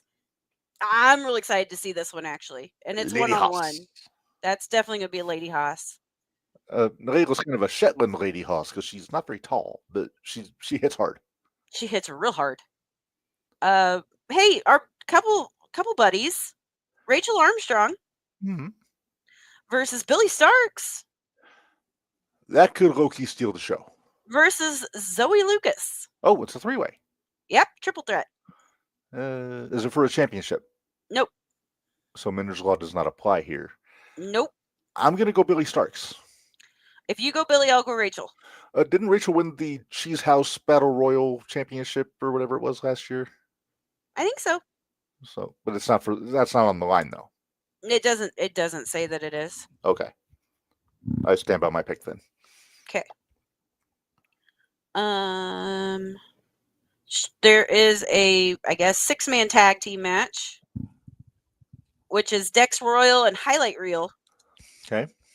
Against Griffin McCoy and Post Game. I got to go Griffin. Griffin is such a good heel. I was going to say, is he as douchey as he looks? Oh, yeah. Okay. He teams up with Kerry Morton in GCW a lot. Okay. Yeah, he's douchey then. Also, one of the smartest heels because whenever Jack Cartwheel tries to do a cartwheel, he just kicks him in the face. Well, okay. That makes sense. Works smarter, not harder. Yep. All right. You ready? Hit it. Here's your Mackiehausen. Okay. Versus Bang and Matthews.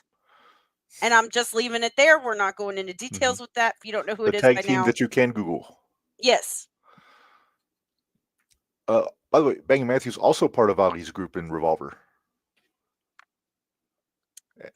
So's Gringo, by the way. He's got a stacked group. He does. Peeker says Dad said Griffin. Of course he did. Of course Dad did. I think I love Danhausen. I think Maki might be a liability here. I think I'm going to go Bang and Matthews just for tag team continuity. You know what?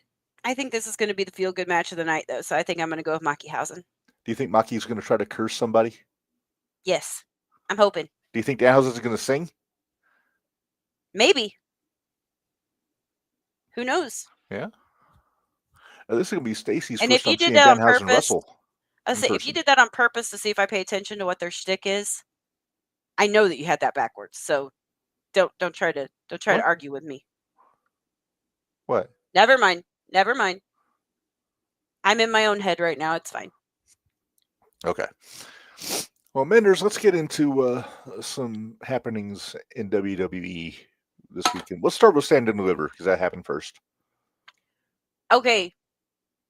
In my opinion, Stand and Deliver was the best WWE show of the weekend. Ooh, I don't know if I'll go that far. It was really good. I think I would put that number 2 behind Mania Night 2. But Okay. it was also shorter. There were fewer matches on it, but the matches that were on there were damn good. Well, you have to start with the pre-show Okay. with Stand and Deliver because they had the tag team of who was going to face the women's WWE tag Women's team for Champs. WWE tonight. Right. And can you run down the match? It was Cora and Roxanne, Fallon and JC, Metaphor, and then Gigi and Tatum. Tatum, yeah. I said Tatum. I shouldn't. You said Tatum. I did. It's like Dan Malenko all over again. And shut up. God, I'm so glad you didn't tell Jake about that one. He would have made fun of me too. And who did you pick in that? Did you pick Fatal Attraction? I picked Fatal Attraction in that one. And who did I pick? I think you picked the victors, Minderz. I think you were right on this one. Gigi and Tatum. Yeah. That was who I picked. Roxy walked out on Cora. I think we called that. Actually, I think we said Cora was going to walk out on Roxy. So I think we had that one backwards. I don't remember if we said that someone was going to walk out, but we did agree there was going to be some miscommunication or bickering between the two of them. Yep. But yeah, so Gigi and Tatum tonight, I guess, have their title shot. But we'll get into more of that when we get into Mania and Raw. But yep. All right, main show opened up with the ladder match for the Women's North American Championship, I believe. No, wasn't it? Or was it the tag? I thought it was Ricky and Ricky and Paige. I forget which one was first, which one was second on there. I could have swore it started with the ladder match. It didn't start the ladder match. I know it didn't start the ladder match. Peeker, we will be getting into night one, but you give us a minute. Yeah, you give us a little bit of time, and we're going to get into it because we will be doing everyone a disservice. See, Saints and Barry Paige confirmed. open. Paige and Saints. Okay, thank you, Barry. Hoot Supreme, Barry Sinclair, helping us out as always. The great Ubangi. I really liked this match. I did too. I mean, I wasn't surprised it was going to be as good as it was. We said it had the opportunity to be a great match, and it was. It was a really good match. We picked, both of us picked Starks for this. Ricky, oh, I'm sorry, Saints. Absolutely. Sorry. Yeah. Wow, that was really bad. All right. So, and then we had the ladder match. The ladder match or tag team match? I'm pretty sure it was tag team match. No, ladder match is before the tag match. Okay. Yeah, I know that for sure. I don't know. I've slept since then, Reb. Not much, but I've slept since then. That's true. So it was Sol Ruka, Zarya, Kelani Jordan, Lola Vice, Leah Hall, and Izzy. Thea Hale and Izzy Dane. Or Thea Hale. Yeah, that's what I meant. Thea's improved. She's very different than when she was in Chase U. I was hoping it was going to be Lola. Hi, Ireland. Hey, awesome. We are indeed international Minderz. Welcome. Welcome. Okay. So anyway, yeah, you picked this one, right? You picked Sol Ruka to win. You know what the funny part is? I don't remember picking Sol Ruka.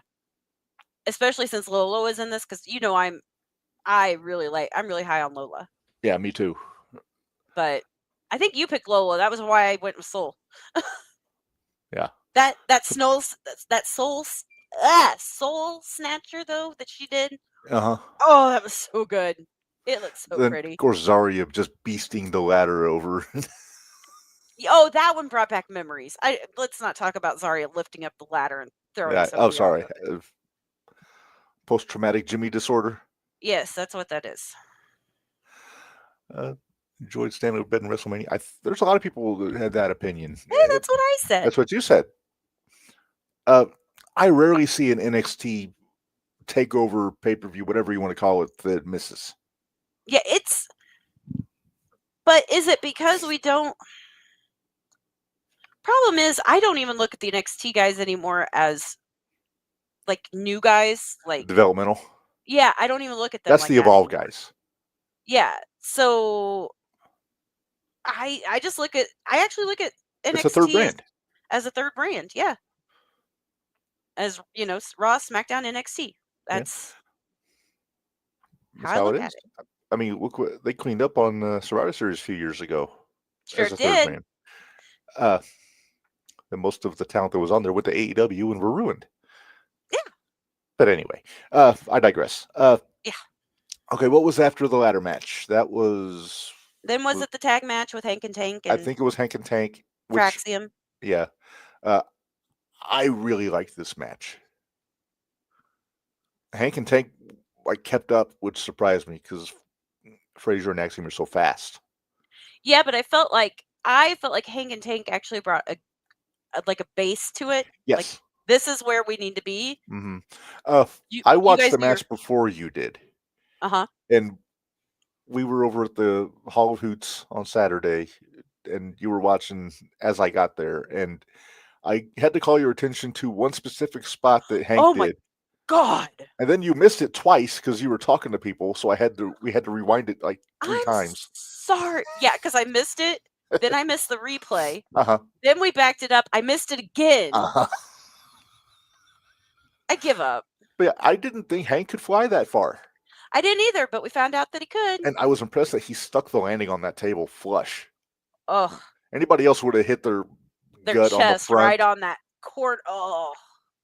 No, but Hank, I mean, bravo. I mean. Yeah. Yeah. But Hank and Tank took it. I picked that too. Yeah, you picked that. I like Hank and Tank as a team. I did really good on the NXT pay-per-view though. Hank and Tank are Heavy Machinery 2.0. I mean, he's not wrong. He's not wrong. He's not wrong. Not wrong at all.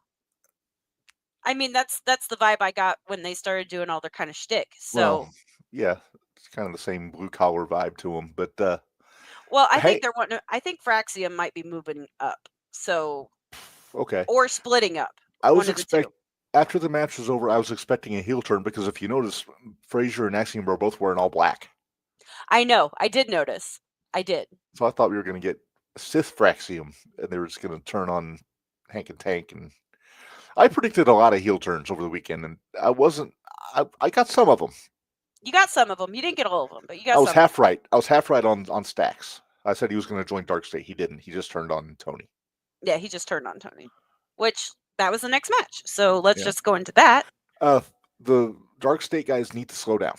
Yes. Yes. They're loaded with talent.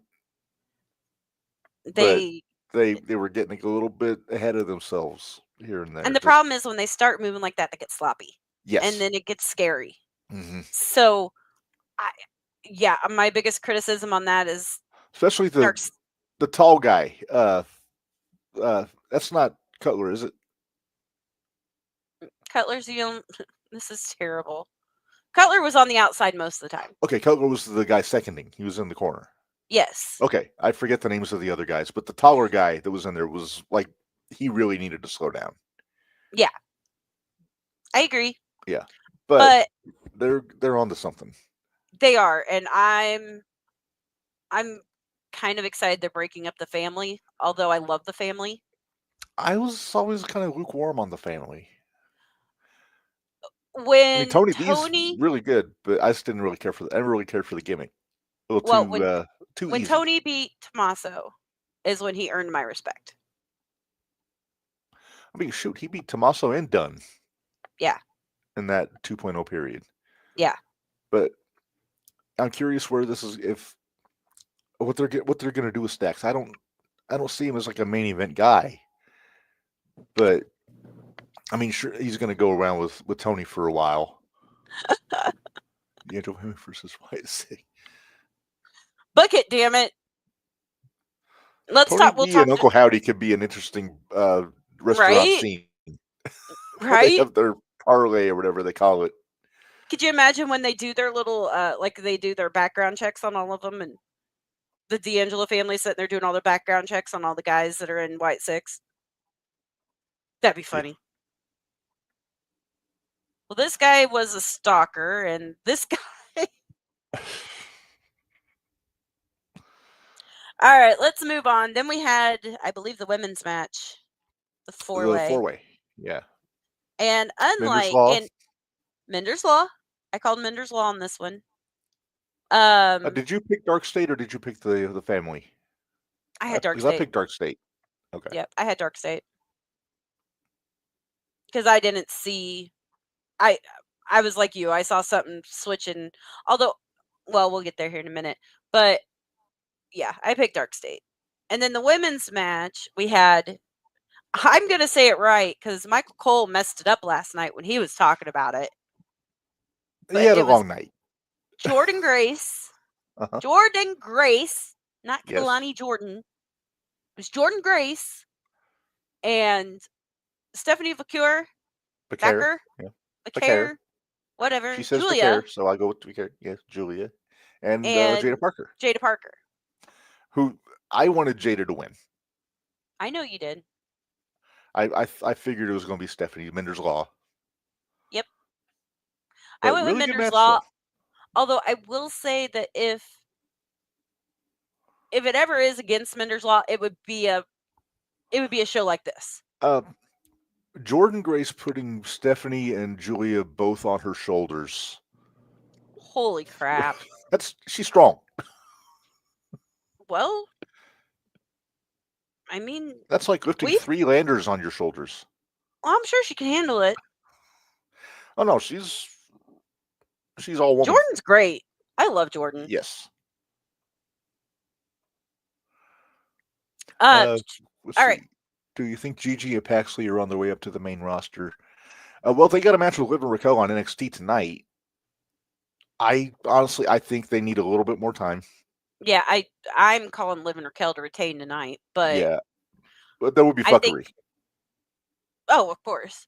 But I still think that Gigi and Paxley are They're a very good good on team. NXT. Yeah, But on they're- NXT, very good. But they're not much better suited ready for yet. NXT right now. Yeah, Yeah, give them time. give them a little Especially bit more Gigi. time. Especially Gigi. I think she'll be up there before too long. Yep. Watching her ex-husband climb Mount Everest. So dumb. Anyway, So we both picked Stephanie to win this, but I selfishly wanted Jada to win, but it is what it is. right. Main event, Oba, Trick, and Javon Evans. And I actually had Trick winning this because I thought we were going to get a heel turn, and I wonder if that's going to happen tonight, honestly. I don't know when it's going to happen. It's got to happen, though. It's got to happen. Because I thought Oba was going to lose and he was going to get called up. Right. But Oba's a beast. can I just say, I You say know what that I every was- week, but what I was super impressed with, I think this is the first time I've ever seen a premium live event that all 4 people in the ring were African Americans. yeah. Even the ref. And I have And that's awesome. Now, I sent you a message telling you to watch the referee to see if and I want to see if you noticed something that I did not care for. When he kicked Oba? When he kicked Oba, you're not supposed to kick the wrestlers. Well, I liked how they covered that up though, or how they explained that. Go on, because I had no audio. Oh, you had no audio. No, I was watching this at work. Oh, well, you would understand it a lot better if you would have had audio, because Okay. they said that the ref, he was doing everything he could to Barry make agreed. sure that it was a fair match, is what it was. And he was getting pulled back, so you'll have to go back and watch it with some audio. It would have been funnier if he would have like wriggle free and Oba pulled his pants off or something like Jimmy Hart, and he's counting in his jockeys. Nah, let's not do that. It might be a little too cartoony for Oba. A little bit, Oba just rip his leg off. right? And then eat it. Okay, this shadow play, I like this guy. Yeah, he's got some good takes. can't wait to see Trick on the main roster. He's going to kill it. He is when he gets there. Yeah, I don't know when it's going to be, but when he does, I think it's going to be sooner than later. I agree. Do you think he goes back with Mello on SmackDown? If he doesn't go back with Mello, I think we at least get more rivalry between the two. I think maybe against each other. Yeah. I don't know. We'll see. I mean, there's a lot of other people that Trick could work with that I think we've seen Mello and Trick. We don't need to see it again. I mean, it's been over a year, but still, it's yeah. There's plenty of guys on that. Mello and LA Knight, or Trick and LA Knight could be interesting. Mm-hmm. Well, if we actually get Alistair, Trick and Alistair would be fun. Trick and Truth as a team. Let's do it. Hey, I told you what I need to see on Friday, Minderz. I know. There needs to be something with Ciampa and Truth where Truth doesn't recognize him anymore because he doesn't have the beard. Right. And he doesn't call him Triple H. And we still haven't gotten any segment with Truth and Cena since the heel turn. We need to see Truth confront his childhood hero about his behavior. I'm sure we'll get it eventually. Right now, they're too. Do you think we get a match, Cena against Truth on TV? I don't know. I don't think so, because, well, let's wait. Let's wait till we get to Raw, because Cena said some things last night that he was laying out math last night. He was. Yes. Oh, that wax statue was something, wasn't it? Oh God. Yeah. It was something. That's for sure. All right. So, are we? Oh, us and our sinuses. I'm telling you what, it's kind of miserable today. Midwest spring is awful. Yeah, Midwest spring is rough. So that pretty well covers. Apparently, it was sinus season in Vegas over the weekend because Bully Ray was sick this morning. Oh, was he? Was LaGreca losing his mind on anything, or he was not happy. Oh, I bet he wasn't. Number one, he wasn't happy with the. Well, he was. Can you turn? Do you have your mic at the right place? Because. Yeah. Okay.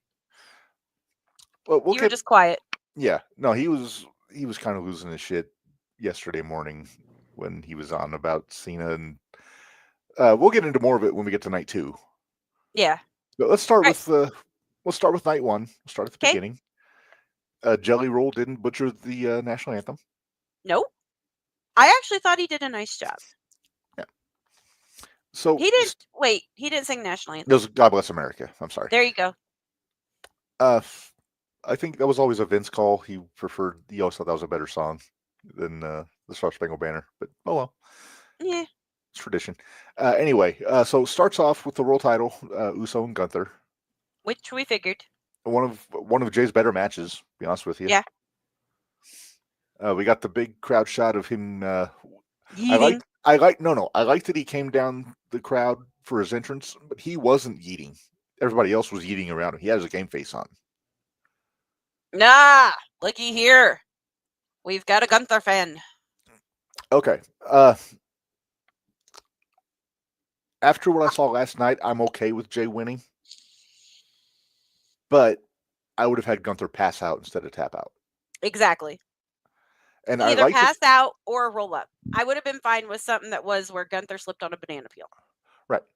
I do like that they use the sleeper for the finish because that's been such a big part of their whole build. Like all the times that Gunther's put Jay to sleep or Jimmy. Jimmy to sleep, yeah. So I like that was a cool callback for Jay to get the win that way. And we both picked Jay. Yeah, shut up. That's what I'm saying. I would have better have him pass out instead of tap. Yep.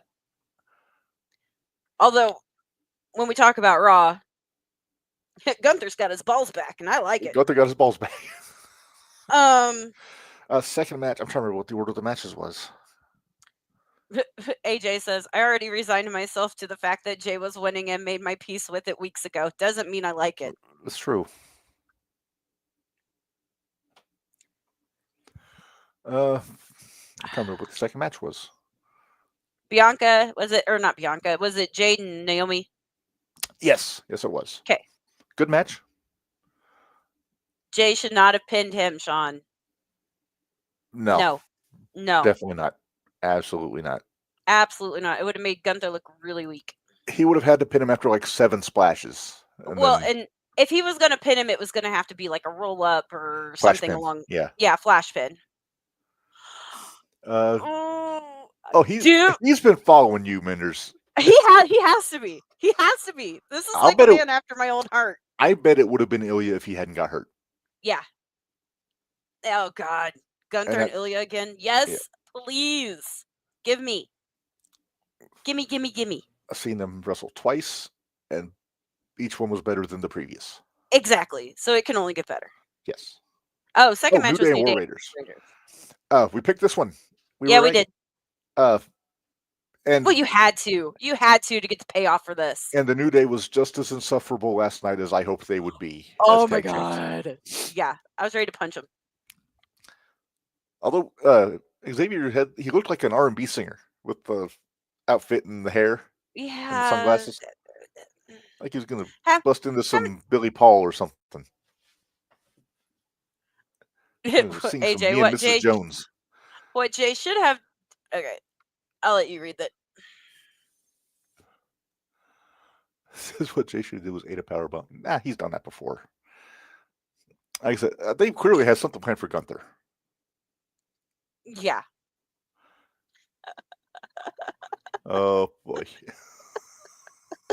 I'm not gonna lie, that was hilarious. That was so funny. That just makes me wonder how many beers deep was Austin before he got on the 4-wheeler? I don't know, but he wrecked it twice.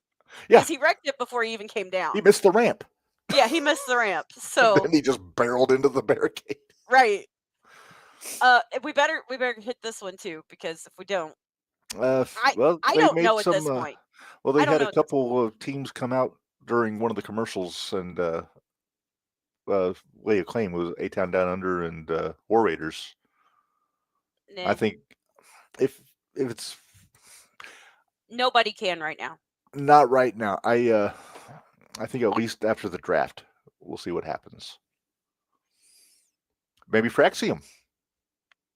Now maybe that Fraxium comes up. Fraxium against New Day. That could be fun. Austin lost more than Ric Flair. We're pretty sure. He was feeling no pain. No. I don't think they could have wrote those numbers any bigger on those cards to make sure he could read them. That was hilarious. Okay, focus. Night 1. That's night 2. Night 1. Yeah. Okay. So New Day wins, and then I think we get Naomi and. Then we got Naomi and Jade. Which we called this because how else? Jade has to win this. Yeah, Jade had to win this to get the payoff for it. So now do we get Bianca and Jade? I think we get the rumors I'm hearing is going to be Jade and Charlotte. I think maybe we get Bianca and Naomi.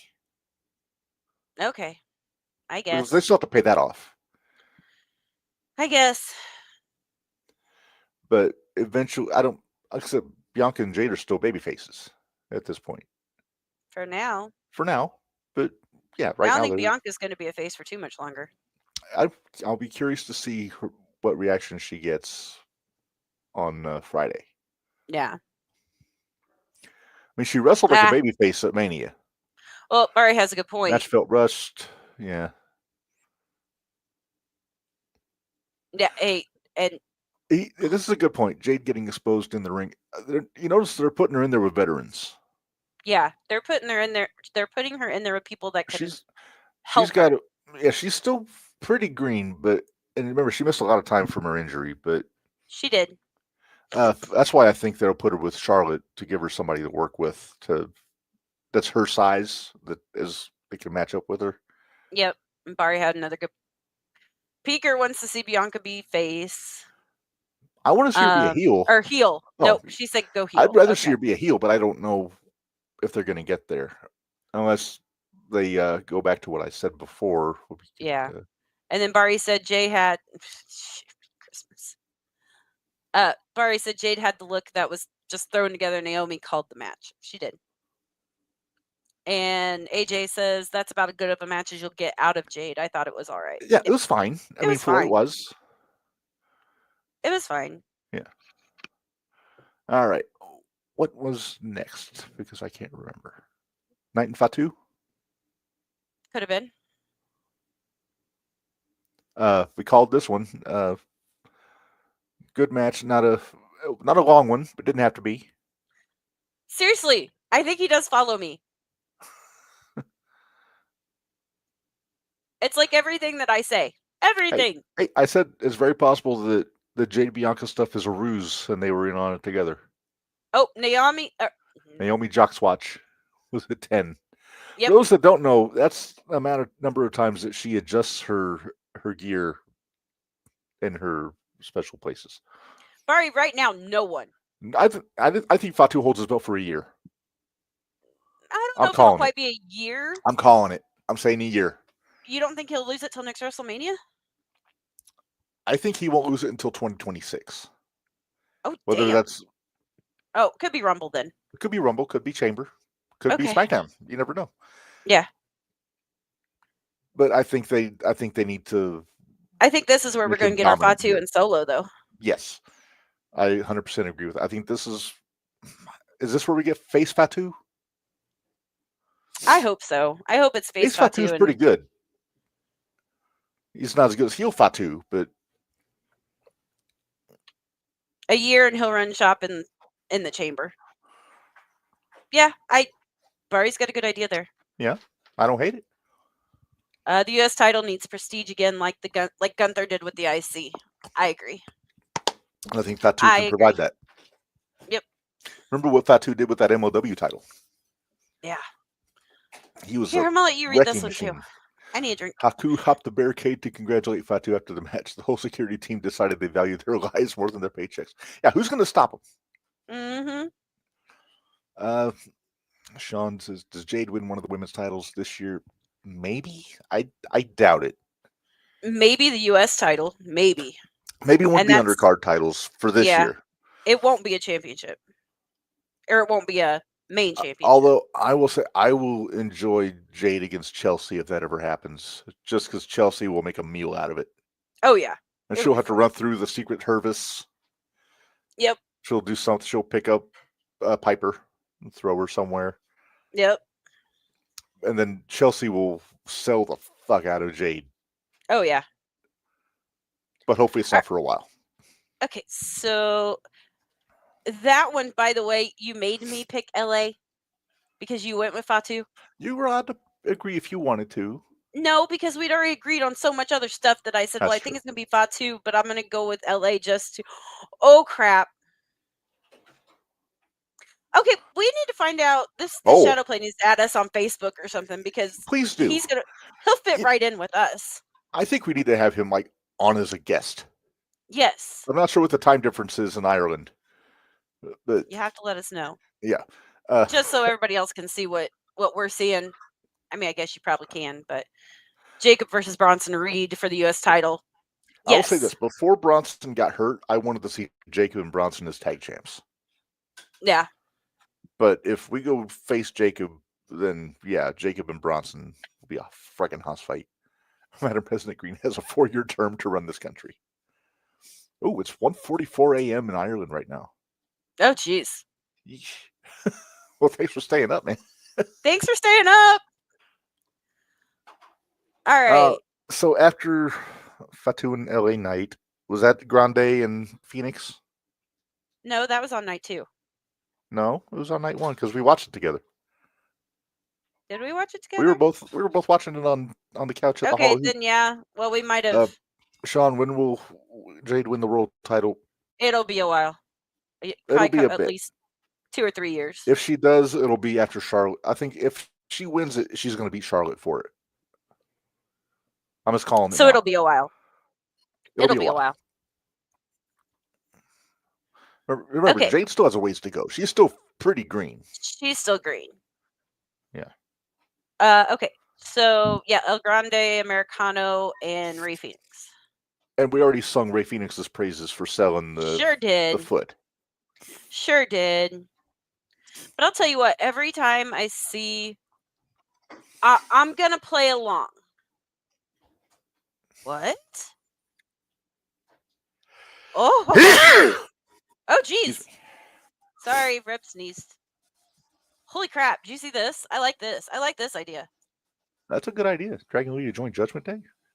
Yeah. Okay. Somebody's got to replace Finn. Right. Sean, Yeah, yes, Sean, we know. we know. We'll get to it. We know.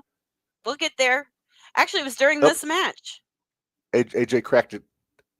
I know Yep, the he identity did. of El Grande Americano. It's the long lost Nick Mysterio. It's the only explanation for his lucha skills. Right. But we had there was somebody else that we have to mention about this match. Yeah, Vikingo was at ringside for this match, I was so excited. and he got a little cheap shot in on El Grande, which Wade Barrett was not pleased with. Oh wow. Oh, hey, how about Noam Dar returned to that on NXT? Oh, okay. I feel like Malachi to Judgment Day is too obvious. Yeah, and we think Malachi's gonna go to SmackDown That's what I'm thinking, because Zelina's there. because Zelina's there. Yeah. Although, I don't think if he'll team up with Cross. I don't think he'll team up with Cross. I wouldn't hate seeing Cross against Black. Right, exactly. Hey, Especially that's another after one. After Bloodsport, oh my gosh, that was so good. it's like I That said, was- man, that's the Cross I want to see. Put him in a gi, make him a shoot fighter. Right. Stop with 'Cause all he the was- spooky shit, all that stuff, Yeah. you know. Well, and I yeah, if we get Cross, I would love to have Cross like we had against Josh Barnett in that Bloodsport show this weekend. No. He Is had that- Kratos. Oh, that's right. He did have Kratos, didn't he? Yeah. And Kratos, I didn't know he had those chops to him. Holy crap. Yeah. don't see him That do was that a a whole rough lot. one. That was a rough one. There's a lot of stiff business on that Bloodsport show. There is. Peekers, it's not Malachi. He'll be Alistair if he shows up. Oh, okay. Well, Although I just didn't see him go back to being Tommy End, but that's just Yeah, me too. 'cause I'm an indie mark. lift your mic up. Lift your mic up. Sorry, when I had to blow my nose, I put my Yeah, I mic down. know. Oh, Black versus Priest. see, I'll take now he's teasing me with a good time. He's teasing you with a good time, and he's doing it from thousands of miles away, so you can't slap him. I know, right? It's all right. It's all right. Okay, let's move on. We're almost through night one. Almost. Okay. Okay, what I was gonna say is every time though that El Americano or El Grande Americano does like his headbutt or whatever, it scares the crap out of me. It really does. Have visions of Wolverines dancing in your head. Yes, it scares me. I don't like it. I love that he does the gimmick in the mask. Yeah. That reminds me of the Assassins. Right? Which Okay, what do we have I next? just put two together because the Assassins were the tag team in like the early 80s and Paul Jones was their manager. Then he managed the Russian Assassins in the late 80s. I just now put two and two together on that.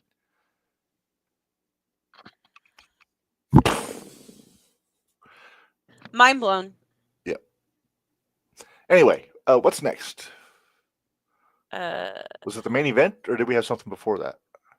I feel like we had something before that. Grande is what Sin Cara wished he was. Yeah, well.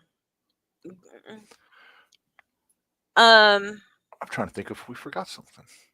Hold on, let me look at our little cheat sheet. Because remember, I sent you the little cheat sheet that we really liked. To make sure we had everybody's match on there. Whoops, that was the wrong one. There it is. Okay, night one. War Raiders and New Day, Jade versus Naomi, LA Knight. Oh, Tiffany and Charlotte. Oh, Tiffany and Charlotte. See? A Sean little was on it stiffsky for us. on this match. Tiffany got detoothed. Chipped. Just chipped. But still unprettied, we'll call it. Yeah, unprettied. But she won. You called it. I had Charlotte win, and you picked Tiffy. I did pick Tiffy. I don't know how I felt about Tiffy and Jacob both winning with the same move. Yeah. I thought Tiffy should have won with maybe a roll up. Catch her. Yeah, but that's kind of Tiffy's thing, the prettiest. What did you do? She looked like White Christmas. But that match actually surprised me at how good it was. Yeah. It was a lot better than I thought it was going to be. I spent most of this whole build up before Chicago thinking Tiffany wasn't ready because she was getting shown up at every turn on the physical end or on the promo side. But she showed me something. I'll give her credit. I didn't think she was going to pull it off, but she did. They got snug. They sure did. They did get snug. I still think Kaiser should have came out, but it's toothy time. There's your T-shirt. There's your T-shirt. That's the new Swiss Cyborg. Yeah, right. Oh, that's great. All right, so then we have the main event. Okay, and I'm not going to say I told you so. We won't tell anybody we told them so. Number one, good match. I enjoyed it. Really good match. Now, not everybody where we were watching at enjoyed it, but No. Sean, we don't know who's going to beat everybody. Can we get the news stories going first? Let's wait till after SmackDown to make any predictions on that end, because this is the time that they do the reset. This is the reset, and we get to see what the new stories are. But Reb and I both thought it was going to be Rollins, and we both said Paul Heyman was going to turn. And man, okay, first of all,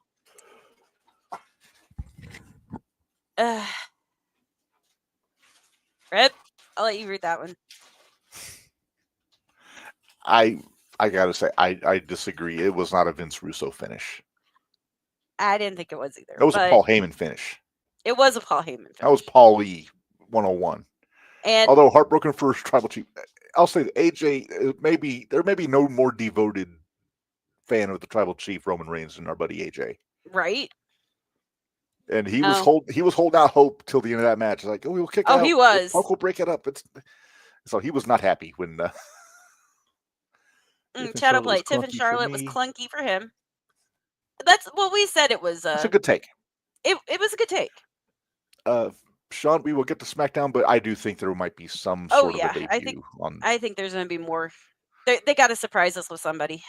Yeah, but before we get to SmackDown, AJ, if you get a chance, AJ, look it up and go watch the Paul Heyman interview on Pat McAfee's show, and you can find it on YouTube where it's just his section. It is on YouTube. Yeah, and it's really good. There's also John Cena's interview on there also, same episode. I haven't listened to that one yet. It's a pretty good interview. He put Dominic Mysterio over to the moon on that interview. Well, I mean, look at him. Look at what he's done. Well, he said Dominic Mysterio will, when his career is over, he will go down as the greatest Mysterio of all time. I don't know if I go that. That's a heavy statement. Let me see what else he does, and then I'll let you know. Yeah. Right now, he is my favorite Mysterio, but not that I don't love Ray, but. So yeah, we got some lot to digest out of that main event on night one. Hey, Shadow Play, hold on. That's Raw. Hold on a minute. We'll get there.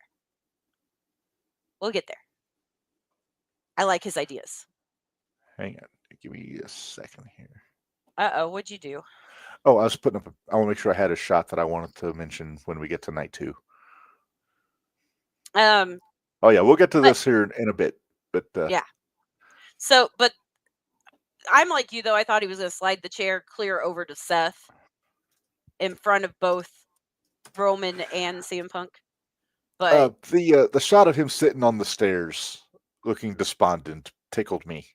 Oh yeah. Nobody does facials better than Heyman. No, they don't. Nobody does. But yeah, and he kept his word. He kept his promise to Punk. He was in his corner. Yeah. Yep. He was in his corner through all but the end of the match. So pretty much all he said he would do is walk him to the ring. He didn't say he kissed him on the forehead.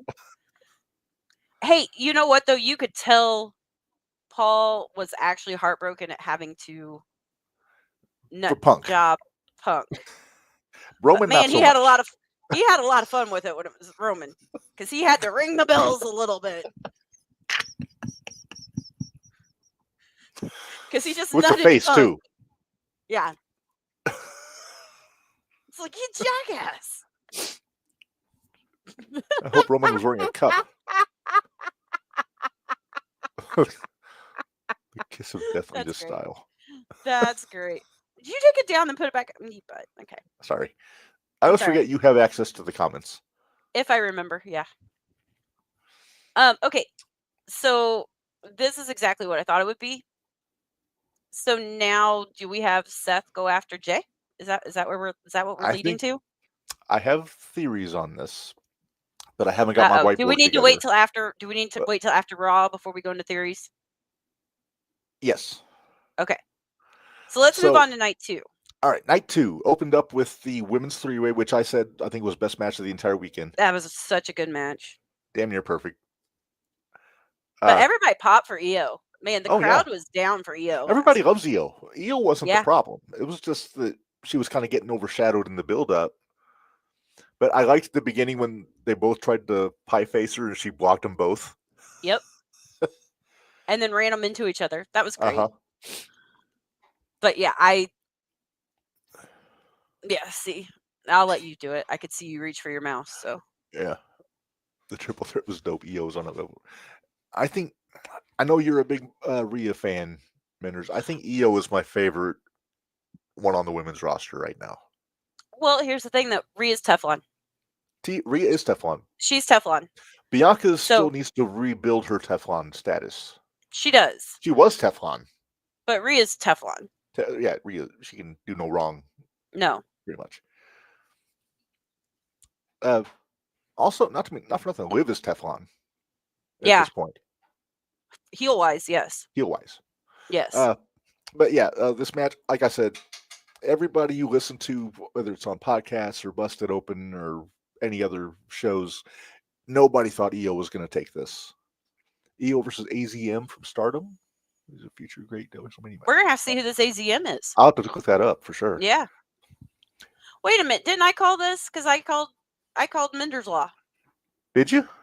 I did. Oh, yeah, you did. You thought that. Well, I'm saying, I'm not including us in the nobody thought Io was going to win. No. But yeah, you said that Bianca and Rhea were going to cancel each other out, and I'll be damned if they didn't. That hair whip, though. Oh my gosh. I'm not going to lie. I kind of wanted to see what the bruise was that got left on Rhea for that. Because damn, that echoed. Mm-hmm. And I can vouch that is not sound effects when she does that. That's legit. Yeah. Barry's right. Io did her thing. Yep. Io did her thing. That's right. She won her way. She didn't try to match him power wise. Right. That moonsault's a killer though. It's such a good. Yeah. She's so good at it. Did you see Kyrie backstage? I did not. I got to show a picture real quick. I got to find it. But Kyrie Sane was backstage during this match, and I don't have a picture of her backstage, but I have a picture of her while she's been rehabbing her injury. And I don't know if have you seen Kyrie since she got hurt? Sean, I don't know who's next for Io. Oh, that's damn. Kyrie now. She got jacked. Yeah, she did. That's going to make that elbow seem even more stiff. Yeah. So she's been putting the work in, I like it. Yeah, I'm down with it. Yeah, so hopefully she's going to be back soon because she's looking like Rhea. Yeah, like a short Rhea. A short Rhea, but a Rhea. If Bianca hit Io with the hair, she would parkour it. Yeah, right? Okay, next. All right, next match. I'm trying to remember what it was. Street fight, Priest and McIntyre. For what it was, I liked it. Had the fuckery. Oh, AJ has an idea. When Bianca turns heel, she should load the braid with a thin lead pipe and knock people out with it. Well, I would say maybe a pipe might be hard. I'd say a chain. There you go. Put a chain in there. She's been on the tuna fish and oatmeal. She has been. Does Bianca turn heel? Remains to be seen. Yes. Eventually, yes. But yes, I have to see what she does on SmackDown. See what kind of reaction she gets. Yep. I mean, they've done a lot of heel turns already this weekend. They have. Into the week. We'll get into that when we talk about Raw. Yeah. So the street fight, number one, I really like seeing Kerry King playing Priest of the Ring. Mhm. For all you Slayer fans. Oh, I thought his entrance was better than McIntyre's.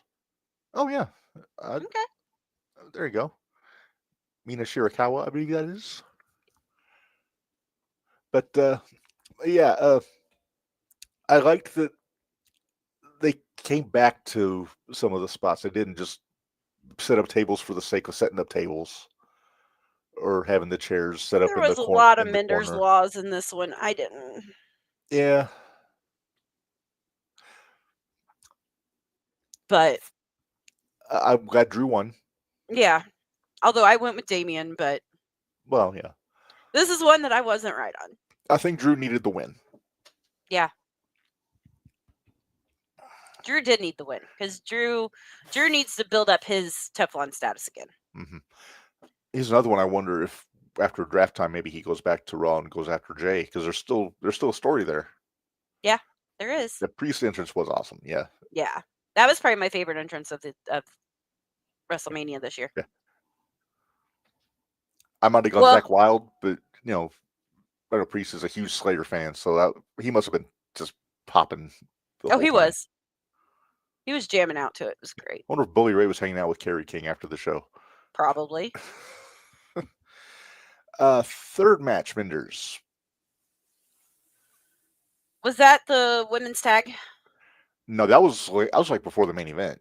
Oh, was it? Yeah. Why not make Drew? Now, hang on. Don't get ahead of me because I have a whiteboard that we're going to get into after WrestleMania, after Raw. And was that Randy Orton? No, no, that was a little later. Well, run down the list. We got Io Sky, okay, Bianca, Breaker versus Penna versus Balor versus Dirty Dom. Okay. Damien and Drew, Randy versus question mark, AJ Styles versus Logan Paul, Liv and Raquel versus question mark, and then Cody Rhodes and John Cena. I think it was AJ and Logan. Okay. And we know that Logan is a screaming asshole and not a great human being, but I'll be damned if that entrance wasn't cool. No, with the drone. It looked like he was a falconer with a drone instead of a bird. Yep. Hey, you know what? As much as I hate to say it, I'm glad Logan Paul at least takes it seriously. Yeah. He puts the work Fatal in. Four-Way. The Fatal Four-Way was the third match. The IC match? Yep. Oh, okay. All right. Well, let's go ahead and talk about Logan and AJ. Yeah. Yeah, since we already started that. Yep. AJ was a perfect guy for Logan in this match. Yeah, and well, like he said, he gelled well with AJ. Yes. Now this is where we got our Karrion Kross. Yeah, but he didn't do anything though. He just got punched in the face. Yep, but that's all. He actually stopped. He stopped dickhead from passing the knucks into Logan. I forget the guy's name. He's not worth my time. Yeah, it's Logan Paul's manager, whoever it is. I forget his name. Know. I don't care to know his name. But we don't care. Yeah. At least I am Speed. I Show Speed. I Show Speed. At least he wasn't out there. There was nobody dressed in a prime bottle for this this match. At least he didn't need an RKO this year. Or a spear. I think that spear was enough for him in that Rumble. Yeah, I think that spear was enough for him. I think he was done. Yeah. Anyway, this match, AJ kind of fell into a trap that we're going to talk about a little bit later on, where he didn't want to be the bad guy. Right. So he didn't take the help. Nope. Then got punched in the face. And to be fair, I know the guy was trying to pass knucks. Logan won that match clean. Mm-hmm. He didn't cheat. I mean, you could wonder about fist loaded with plates and screws and all that stuff, but I mean, if he passed, if he got cleared, it is what it is. Yep. And I think he has maybe the best finish in the company right now, that pulverizer. I have to chuckle because they, depending on who you have in commentary, when he does the slingshot lariat. Depends on who it is, because who was it? I think it was McAfee. Yeah, McAfee called it the buckshot lariat. I started dying. Well, he does it better than Paige. He does. He does do it better than Paige, which is hilarious. It's great. Does I it better love than it. Joey. Well, that setting, never mind. I'll be nice. Be nice. I'm trying. We're not doing a shootout this week, so we don't have to talk too much about some of your buddies on the indies. Well, that reminds me, though, I need to watch. Uh-oh. All right. Shadow, we did have a good repertoire, but now we might have a problem. Now, you know what? I preferred Hangman's work in New Japan. Why when he are was we in Bullet talking Club. AEW when it's WrestleMania weekend? It's just a small tangent. He brought it up, so Okay. he's new, so All right. I'm not wild about the way he's. I'm trying to think. Butterfly jeans did me in. The glittery butterfly jeans were not good. I thought his world title run was underwhelming, and that's not on Paige. That's on the creator. That's on the booking. That's not on book. Paige. Yeah. But go back and watch his stuff from Ring of Honor in New Japan when he was in the Bullet Club, and that's when I was a fan of Hangman Page. Makes sense. The stuff with Swerve really kind of took me out of him in AEW. Ugh. But that's all I'm going to say. Okay, now let's go back to WWE. All right, so this 4-way Intercontinental title match, and I didn't realize what was happening when Dom made his entrance because he came out in the mask. Mm-hmm. But it was the one he stole from his dad. No, that's Rey Mysterio Sr.'s mask. Oh, damn. So that was a callback to Rey Sr. Okay. Or his great uncle. Gotcha. So that was what you were looking for earlier. Make sure you had it. Mm-hmm, mm-hmm. So nice touch. I really liked this match. I did too. I like this match a lot. I think I called Dominic pinning Finn. We both did. We both did. Okay. We both figured that was what was going to happen because this is the one where I went against Minderz Law. There were a couple instances on Mania over both nights where on the same show there were very similar finishes.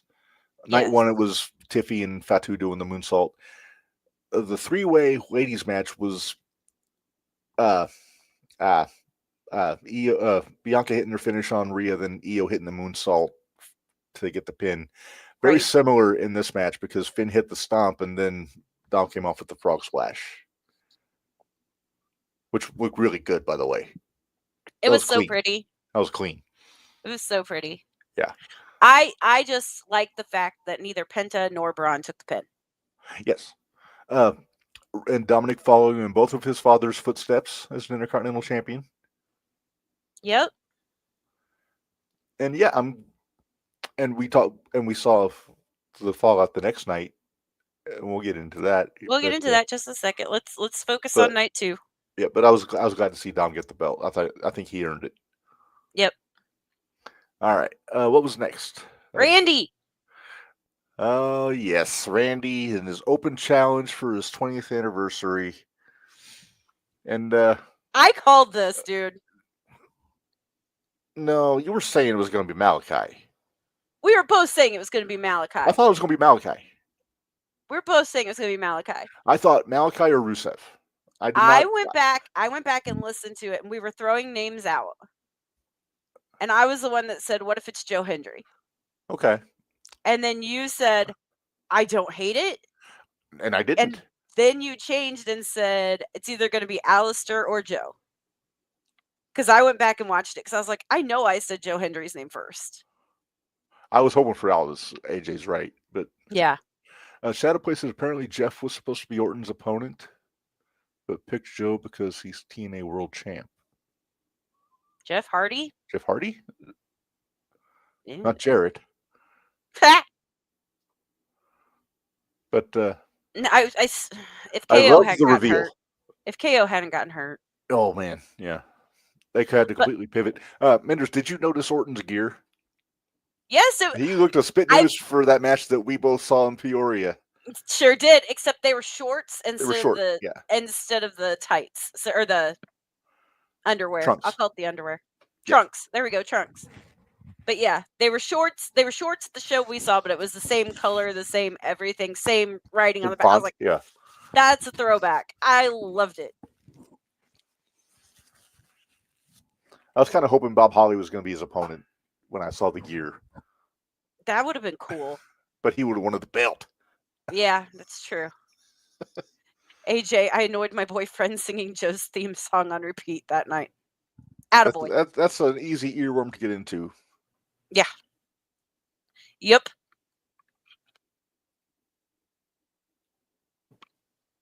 Oh yeah, we don't play the. Oh, there it is. Our clap that we can play. We're going to get to meet Mr. Hendry this weekend, Minderz. We are. I'm so excited. Should we ask for permission to use his song on the podcast? Let's do it. Let's ask him if he would let us use it. We'll get video confirmation. Yes, we will get video confirmation. And if YouTube gets a frog up their butt, I go, hey, watch this. They can Jabronis. kiss our booties. I should have put. Yeah, I'm with you. I wanted it to be Aldous Everybody so wanted bad. Aldous, but we knew it wasn't going to be Aldous. It was too soon. I think it's coming though. I hope so. The match itself wasn't long. Didn't have to be. It didn't have to be. I heard a lot of people saying, "Oh, Joe got squashed." He didn't. He got a lot of stuff in on that match. He Joe'd himself though right into an RKO. Yeah, he did the spin and it was perfect. It was was so great. I good. loved it. And a lot of people don't get Joe Hendry's Shtick. shtick Stacey appeal. thinks he's a nerd I think in a good way. I don't. I like him. I like Joe. There's something about him that I like, and I Yeah. don't know. Our buddy Toby made a comment on one of the posts saying that he thought it was bad for the TNA championship and all that. I don't agree. Think so. I mean, don't agree. TNA's world champion just showed up in front of 60-some thousand people at WrestleMania against their top guy. Right. One of their top guys. Nah, One he's of them. fine. I don't think it hurt any of it, honestly. And Joe was on Busted Open yesterday. Oh, was and- he? Oh yeah, and he went into it. He said it was perfect. He didn't think it was a squash. He didn't feel disrespected. So if Joe says Maybe that's why I like Joe so much. he gets it. Like, he gets it. And I think we get it. And I understand why some people may not, but Well, they're so used to and it's not even thinking people throw around words like buried and squashed and all that. I don't think they always know what it means. yeah, well, I don't know if it's so much that or if it's just I mean, I could see where they're Or saying it's just hate for the sake of hate. Yeah, right.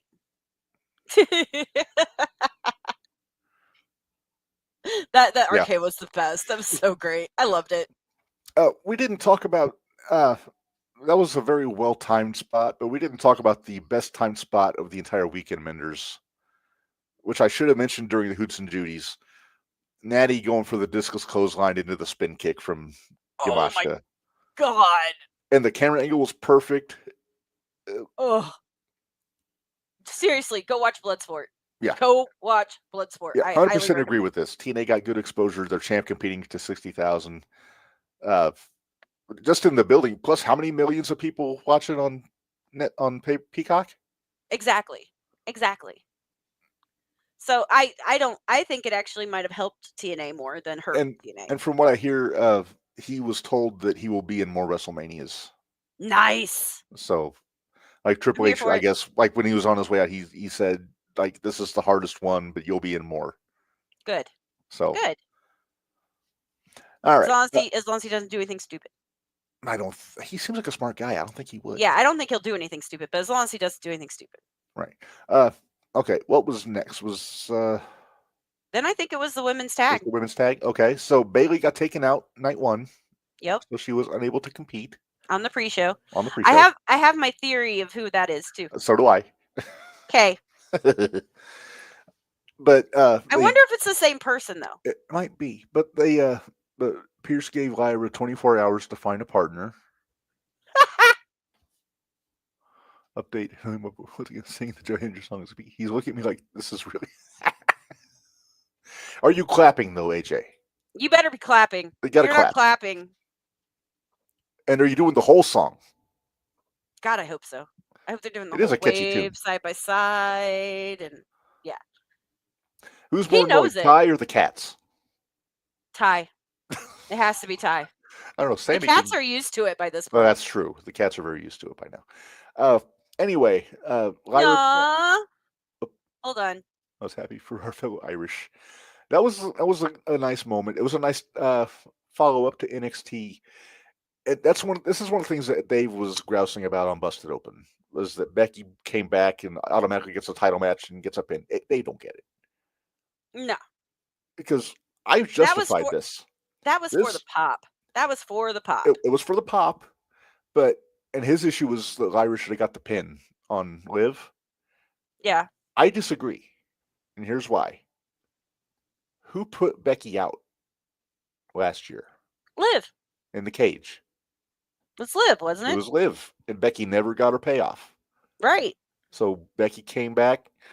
She teams up with Lyra. They win the tag belts. Becky pins Liv, gets her payoff. Of course he's clapping. Barry is too. Okay. The cats are stoned. It's Nip Day. Nip Day. But yeah, it was a nice moment and I think the best person to work with Lyra, whether it's what we saw Saturday, Sunday, or Monday, is Becky Lynch. Yeah.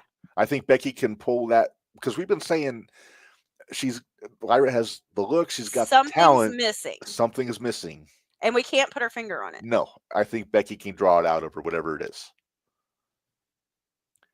So, yeah, we get the impromptu. And we didn't get this pick right because I had picked Liv and Raquel over Bayley and Lyra. So did I. But then Bayley wasn't in the match, so it kind of voided the picks. Yeah. It was a different match. Same thing with Grande and Phoenix. Right.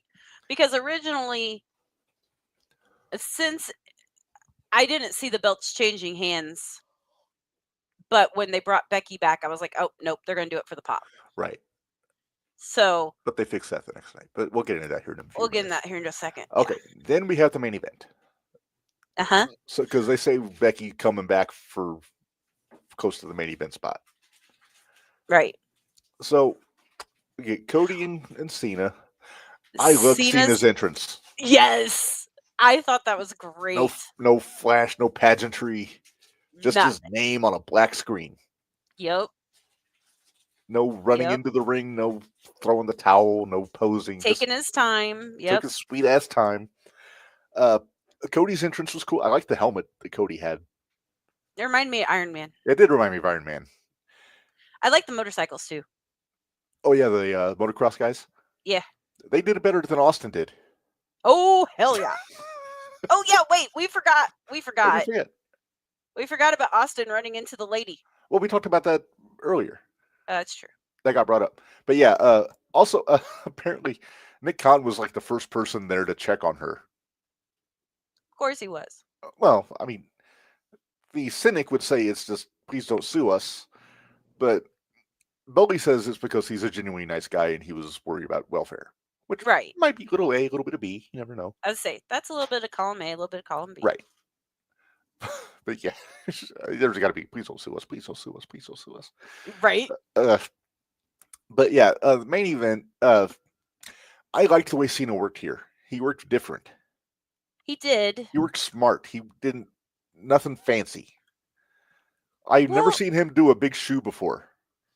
I can't call it a big boot because he doesn't wear boots. Right. I wasn't a huge fan of this show or of this main event. I don't know if it's because I was expecting more fuckery. I think everybody was expecting The Rock. And we got no Rock. We got Dickhead instead. But right. I like this match. That didn't get his receipt.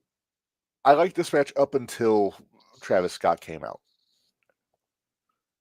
Maybe that's what it was. I mean, I was into the match, and then Dickhead music hits, and here he comes sauntering out like he owns the place, and with his fancy fake hardcore title belt that, I don't know. Does Mick Foley know he's using the Cactus Jack name for his brand? Oh, I don't know. I don't think he cares. But I believe you mean Dude Wipe, Travis Scott. Dude Wipe. It's Dude Wipe. Okay, I'm liking Shadow Play more and more the more we have him in here. I hope he joins us more often. Come back. 1:30 in the morning is not an easy time to join a live stream on a podcast. But please come back more. Oh yeah, absolutely. But yeah, Hit up Minderz on Facebook. Be your friend. yeah, be my friend. Be a Minderz guy. You can get the T-shirt from BreakBreakerCities.com. There you go. Uh, And then take a picture so we can see. That'd be awesome. Look at that. There he is. Liked and subbed. Liked and subbed. All Thank right. you, sir. All right. Does he So have anyway, Facebook? What? I would probably add him. So anyway, yeah. The only thing I didn't like, you know what? I did like the double axe handles because it's like I said, Cena wasn't doing anything to bring the fans joy. No, not at all. But yet, which is what a good heel does. But he was getting cheered. Oh my goodness. He was. I think Vegas is kind of one of those bizarro towns. Because Cody was getting booed on SmackDown and WrestleMania. He wasn't getting booed anywhere else, really. No. This build up. So I don't know. But anyway, I'm okay with Cena winning. I'm curious where it goes. I really did. I was expecting to see The Rock come out. I mean. Well, I figured he won his 15 minutes of WrestleMania fame again. So what this match showed me is that they could have done this whole angle like to the T without The Rock at all. Right. They could have. How long does Cena keep the title? I think he's going to keep the title till his last show. I would not be surprised. Especially after the promo on Monday when he was counting down the days. Cena broke up with us, so I had sad emo songs playing during the match. I love it. Oops. But yeah, I think he's gonna ride this out until the last night. Then Cody's gonna beat him on whatever show it is. Might be the Garden show. And I'm hoping it's the Garden show. Then Cody gets his title win at the Garden like his dad. Well, although his dad didn't win the belt, he just won the match. Well, yeah. Yeah, I said, with the exception of the 3 minutes that Travis Scott was out there, and I would have been okay with it more if he would have gotten his receipt. Yeah. From Cody. Yeah. Other than that, I thought the match was fine. See? I agree. The finish annoyed me. Mm-hmm. The finish itself, pinning him with a belt shot, the fact that somebody actually sold a belt shot to a finish was something in my eyes. Yeah, but still. And Bully was going on about something that Cole said when Cody had the belt. When he was saying, "Are you going to be a good guy or a bad guy?" He was like, he was like yelling that like he was the entire show. Mm-hmm. And Bully thinks that that's going to play into something down the road with Cody. Am I getting my Homelander? You might be getting your Homelander. Am I getting my Homelander? He said he should do something to the effect of, I was a good guy and it didn't get me anywhere because I lost. Exactly. I want my Homelander. I want my Homelander. I think it's gonna be a while, but I'm not saying it's gonna happen. I think when he beats Cena, and again, I'm assuming this is gonna be the Garden show. It's gonna be something, whatever his last date is. I think that's when he pulls the trigger and plays a little dirty. Homelander. Yeah, and then he'll come out and say, "Hey, I tried to be a good guy, it didn't work. So fight fire with fire," kind of thing. Yes. All right, so that was Mania. I thought night 2 was far better than night 1. Overall, I enjoyed the whole thing. Yeah. The mid card was more interesting than the last few Manias, like the undercard.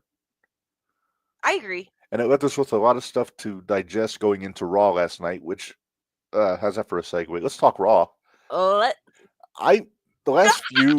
last few post-Mania Raws have been underwhelming. Homelander, Cody throwing Travis Scott. I'm telling you, this guy's after my heart. But no, I enjoyed the Raw last night way better than like the last several post-Mania Raws. Yes. We got a lot of... This one we actually got surprises that weren't predicted. Let's just go through. Number 1, Becky turned heel on Lyra and dropped the belts to Liv and Raquel right back again. Can I say this? Can I say this? So I couldn't message you. Uh-huh. Because I knew you, and I didn't want to message the group chat because I didn't want to ruin it for you. Mm-hmm. So I messaged Bari. And when Becky showed up at WrestleMania, I actually wrote out and said, Becky turns on Lyra. I thought she was going to do it at Mania. If she I was did going to do it. too. I did too. But when they won, it made sense for her not to. So I was like, Becky, turn on Lyra? And then I was like, I just called it a little too soon, but it A little happened. bit. Yeah. But I was Here's excited. where she screwed up. Yes. So she lays Lyra out. She gives her the manhandle slam, a couple of them. And then Yeah. as she's leaving, the fans start chanting one more time, one more time, one more time. Why did she do it? Why did she go back and give the fans what they wanted? She's a heel. Yeah, but she's also a heel that's just now returning. Even so, And she should have. and it's somebody that the fans have missed. Yeah.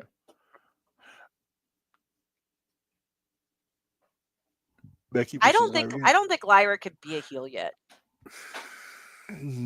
I don't think so. She's too nice. Yeah, and they're really singing her music already. So I don't. Yeah. Becky Ooh, turning and whatever it is. people still singing her Right. music is different. I But just hope we don't get the same heel Becky that we got a couple years ago we'll see. when she was dressed like Seth. Oh dear God. I'll Bex. say this though: at Mania when they came out, it looked like Becky Lynch and her pet bird. You said it, not me. I'm sorry, but I'm sorry. I'm not saying anything bad about Lyra, but she needs to quit wearing shit in her hair that falls out in the ring. Feathers. Yes. She was molting. I don't care. I did see a meme, like a side by side of Lyra with her wings, and then the Birds of War from It's Always Sunny. That's what she should have done. She should have had Dennis and Charlie and what's his name sing the entrance music on their way to the ring. Oh my gosh. Oh, you're not right. But I'm never quite wrong. No, that's true too. So, but you missed it because it did kick off with John Cena. It did. And John Very good promo. Cena's, and he said he has 27 more appearances. Yes, appearances, not matches. Appearances. I know. He made that very very careful clear. to make that clear. To make that clear, that he has 27 more appearances. Lyra's gimmick. I like it because it's Celtic mythology, but the feathers and the hair is a no-no for me. See, I dig the Celtic mythology stuff. that's fine. Yeah. I hate that. I hate the feathers flying My out of her cat hair is all the arguing damn with my time. wife back there. No, she's being pitiful. Does she want dinner? She hungry. Noodles? Yeah. Oh. Go If it figure. was pretty, I think she wanted food, but it's noodles, so she just wants attention. Ah. Anyway, sorry. You're good. So Cena's promo, go back and watch when he was on McAfee's show earlier yesterday, because there was a lot, like the stuff about this is not a functional relationship. Yeah. He was saying the same thing on McAfee's show. Oh, was he? Yeah. So that promo was a big FU to the fans, which you wanted to see. Right. And then what happened, Minderz? Then the Viper came out from under the ring, and we got an RKO out of nowhere. Now, I wanted to see this be Cena's last match, to be honest with you, because, they're so intertwined and all this. But if we're getting Cena and Orton for the belt, I'm good with it. Yeah. Well, Which I like think is going to be everybody Backlash. kept saying, well, Orton's at 14. Yeah. So he could very well pass Cena. See, remember my original theory, Minderz, what I wanted to see happen? No, it's been a minute. So I wanted Cody to win the belt, or retain the belt at Mania. And then and you wanted turn on Cody. Yeah. Orton beat Cody for the belt. Cody beat Orton for the belt. John Cena win Money in the Bank. Hang on. Then Orton beats Cody for the belt at Money in the Bank. Cena wins the briefcase. And then Cena cashes in to pass Orton for 17. There you go. Well, but Orton's only at 14. But he would have won 16 by that point. He would have beat Cody at Backlash, dropped it back, then beat him again. Oh, gotcha. For 16 gotcha, Money in the Bank, and then Cena cashed in Money in the Bank and beat him for 17. Gotcha. Okay. Oh, I thought about this.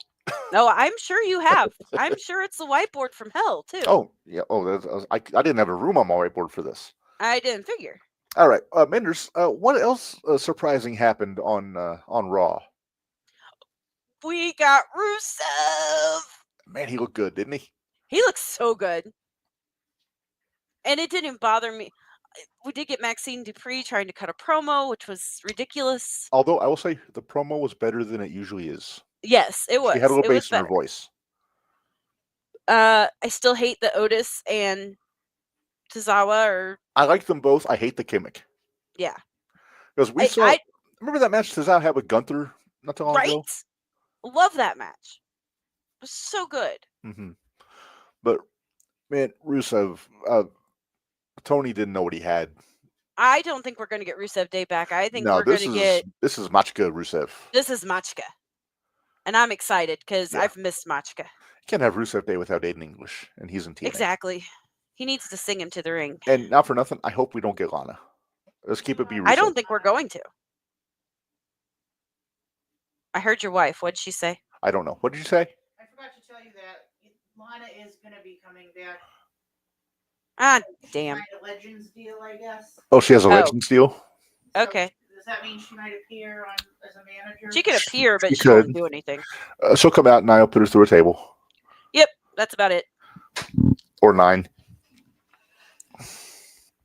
Do we get a count again every week? She posted it on her Instagram. Ah, she posted on her Instagram. So of course she did. See, we have Stacy to cover all the women's. Yes, she follows all the hot goss with the ladies. Yeah. Is that what the kids say? I don't know. We're too old to know all the slang terms now. I couldn't pick any of those damn celebrities at WrestleMania out of a lineup. Jelly Roll. Well, Jelly Roll, but they said his name though. All yeah, the other ones, all the Netflix people or the rappers and all that stuff. I was like, no clue. I was like, my dad was like, who the fuck are these people and why are they on my television? Right? Wow, I feel like we said that a few times. Topanga was there. I knew her. Oh, I knew. Yeah, Topanga and Ryder and Sean Strong. Hunter. Yeah. I forget his Ryder Strong. Ryder Strong.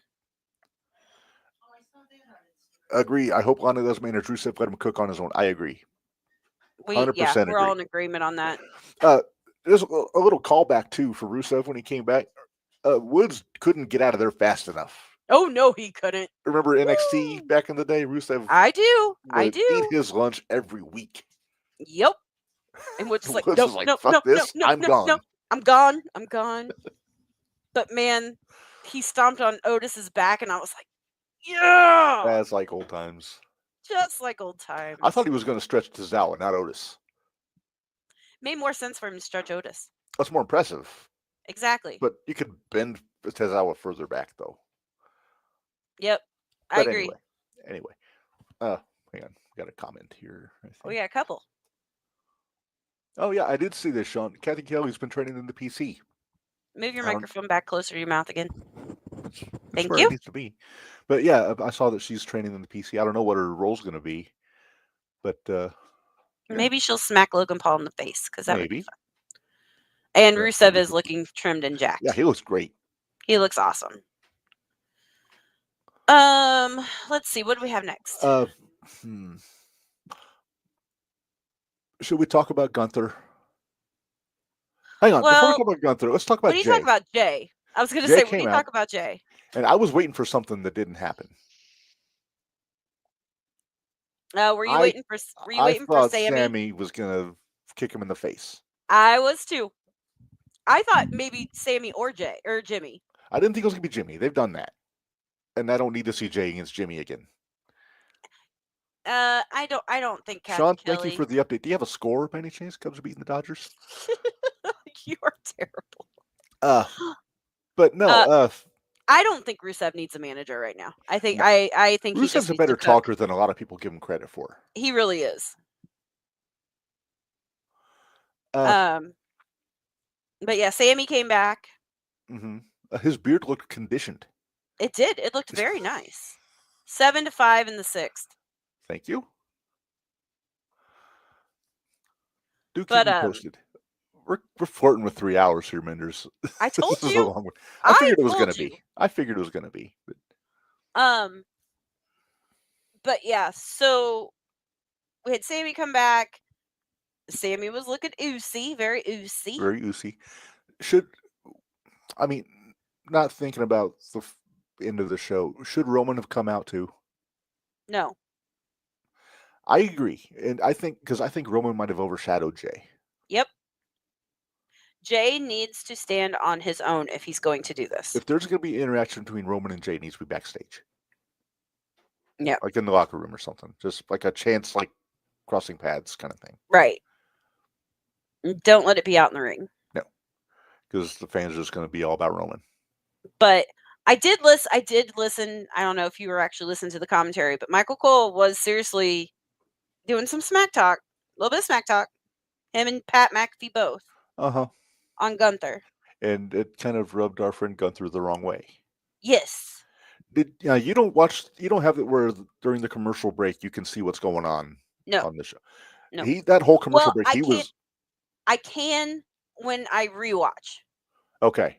But I can't live. Because during that commercial break is when Gunther came out. So when they came back from break, he was already jaw-jacking with Cole, but he was talking that whole commercial break. Well, because I wanted to know, I wanted to hear what he was saying. I wanted to know what he was saying. Hey, good sneeze, Reb. Thank you. Hey, you gotta love this comment. It's kind of true. It is. And I would have had it the other way around 5 years ago. Well, yeah. But yeah, Jimmy is the Marty Jannetty of the Usos now. I agree. Yeah,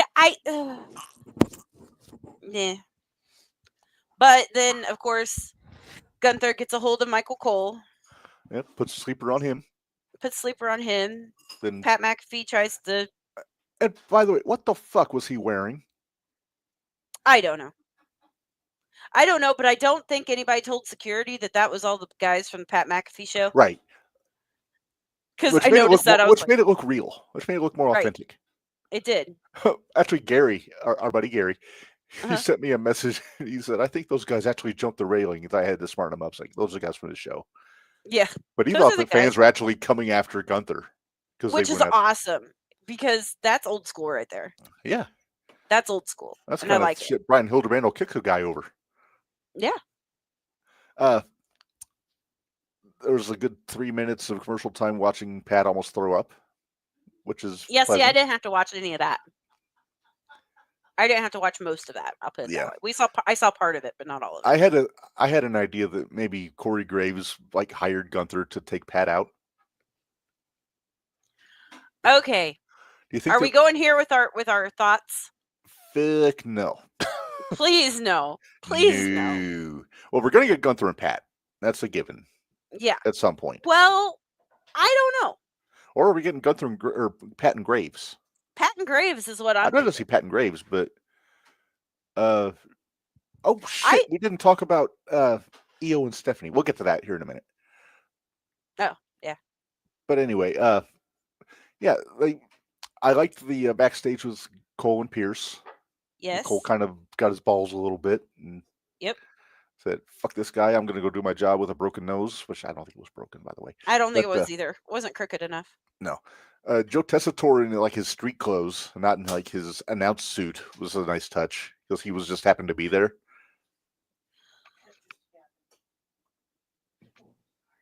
There you go.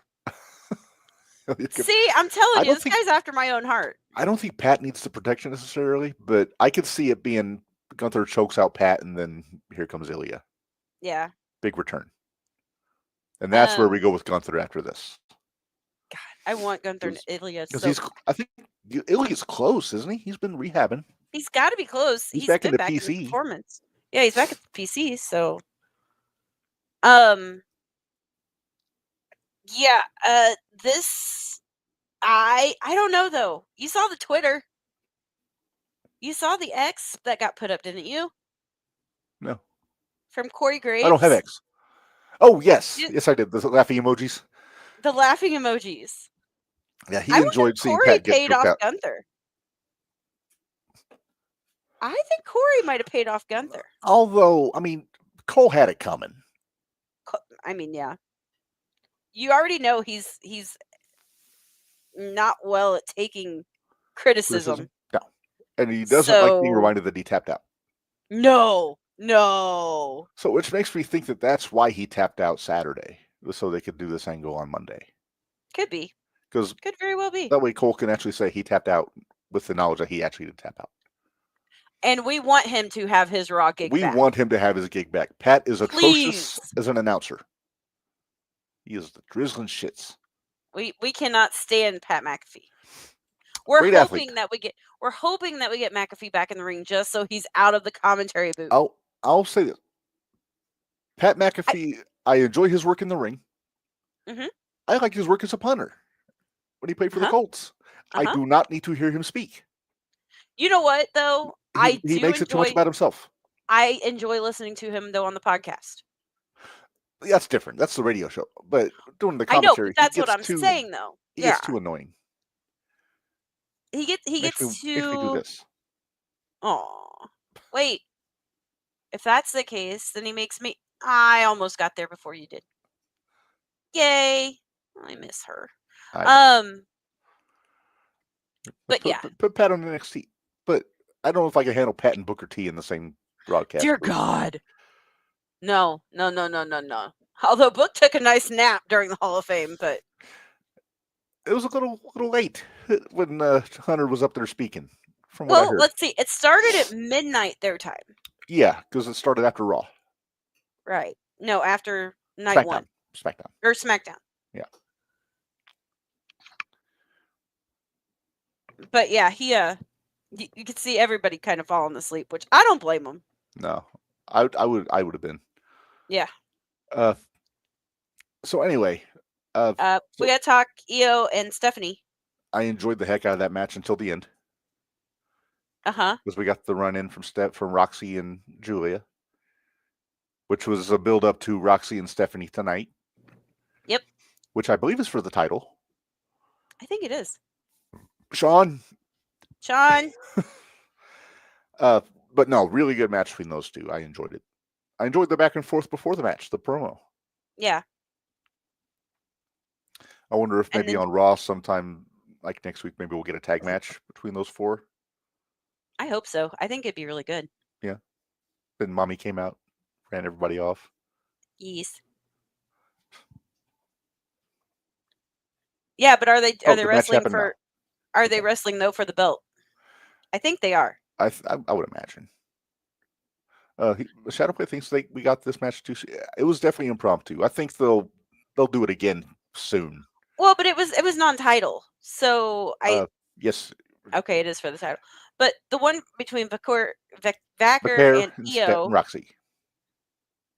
Right, but between the match they had though with Io and Stephanie, non-title.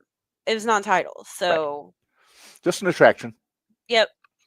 Just a what do we call them? Showcase. Yeah. That was Stephanie's big main roster debut. Yep. But yeah, I think at some point this year we're going to get that match again.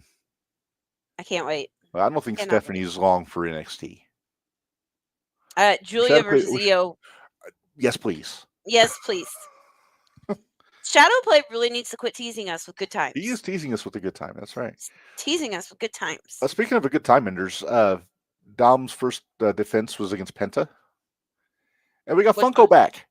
We did get Funko JD McDonough's back. He's alive. His lungs are healed. His face is normal-ish. He looked good, actually. Yeah. But did you notice somebody wasn't too thrilled? Finn was a little boo-boo faced. Finn was a lot boo-boo face. Which it is what it is. But we get our Judgment Day back together somewhat. Mm-hmm. Although I wonder, because eventually Finn's going to turn babyface and get out of the group. Mm-hmm. Will JD go with him? Because that's his boy. Guess what? I think we're sharing a brain. I think it's been added. I think we have a sixth person that now shares the brain with us. Because I don't think Stacy shares a brain with us. Oh, sometimes her and I do lots of times. Okay. 6. Yeah, 6. I think we need to go to Ireland and hang out with Shadowplay. Yeah, let's do that. I like that idea. Let's go. Wait, you don't like to fly though, do you? I couldn't tell you. I've never flown. Oh, okay. I've never been on a plane. Never been in a helicopter. Never been in a hot air balloon, which I will never do, by the way, because I don't trust Wicker. Okay. But either here nor there. So yeah, so Dom gets the win. He retains the belt. We get JD back. So for now, all is right in the Judgment Day. Sean just said, who does Stephanie drop the title to? I don't know yet. And Roxanne turned on Cora. Well, yeah, that was Okay. that was Saturday. Yeah. Hey, he'll have Guinness Oh. for us on our arrival. Nice. Let's go. Hey, let's talk to Jake. We'll find out if Jake's gonna go to Ireland. Yeah, there you go. We'll all go together in a little wrestling tour. We'll arrange a live jumping the rail from someplace in Ireland. We'll figure it out. But yeah, so that was the main event match, Minderz. Before we got to the last segment, which was Heyman and Seth. Hey, Seth looked halfway normal. Yeah. Other than it being bright yellow. Yeah, but peacocking. Which he's allowed. Yeah. He's allowed. Mm-hmm. Nice little brawl with Punk to start off with. Mm-hmm. Then we get Roman. Mm-hmm. There was talk that Roman got Heyman too early. Like he shouldn't have gotten the Superman punch on Paul this soon after the turn. Mm-mm. I thought think it was perfect. I think it was fine. I think the payoff is the spear. Yeah, the payoff was the spear. Yeah, the second Paul gets a spear is the payoff, and also we go to sleep because Punk's gonna get his hands on it too. And yeah, Braun Breaker, perfect. Becoming a Heyman guy. Yeah. Yes. Continuity from NXT last year when Paul was in his corner. Mm-hmm. He's gonna be that heater for Seth. He's gonna, if Seth isn't there, he's gonna be Paul's bodyguard. Right. And this is where my whiteboard comes in, Minderz. Okay. So something crossed my mind, and I know it's probably going to be a different name, but do we have a new Dangerous Alliance cooking here? I hope so. So we got Paul, obviously. Right. So we got Seth and Braun so far, and every good faction has 5 people at the most. Right. So my brain starts cooking. They need the group. They got their main event guy. They got their mid card guy. Right. And Braun. They need their lady, and Smart Money says Becky Lynch. Now that she's a heel. Okay. Right. And then they need a tag team. Yep. I don't know who the tag team would be yet. And then the wild card, of course, is if Brock comes back, would he be involved? But I don't know if that would happen. I think it should be I think it would be somebody from NXT if they come up. Somebody, maybe Oba. Can I throw an idea out? Sure. If it's got to be a tag team? Doesn't have to be, but yeah, go for it. Well, I was thinking if it's a tag team, maybe Fraxium. But maybe not. Now that you said that a little bit, what if it was... Oh, damn it. Oh, man. He beat us to it. Becky and Gallus. Well, then you got 3. You got 4 people. But Joe Coffey, and then you got the tag team. So yeah, I'd be down for it. Yeah, I'm down. Let's do it. I like that idea. I didn't even think about the UK guys. Who were you thinking? I don't know who I was thinking, to be honest with you. See, because I don't know. I think if Brock comes back, it's going to be definitely a special attraction, but I don't know if he's wanting to come back anytime soon. Right.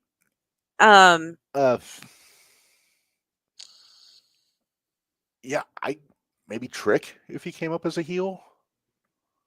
Maybe I'm thinking Oba would be great. Oba would be good. I'm thinking Haas here. I'm thinking beef.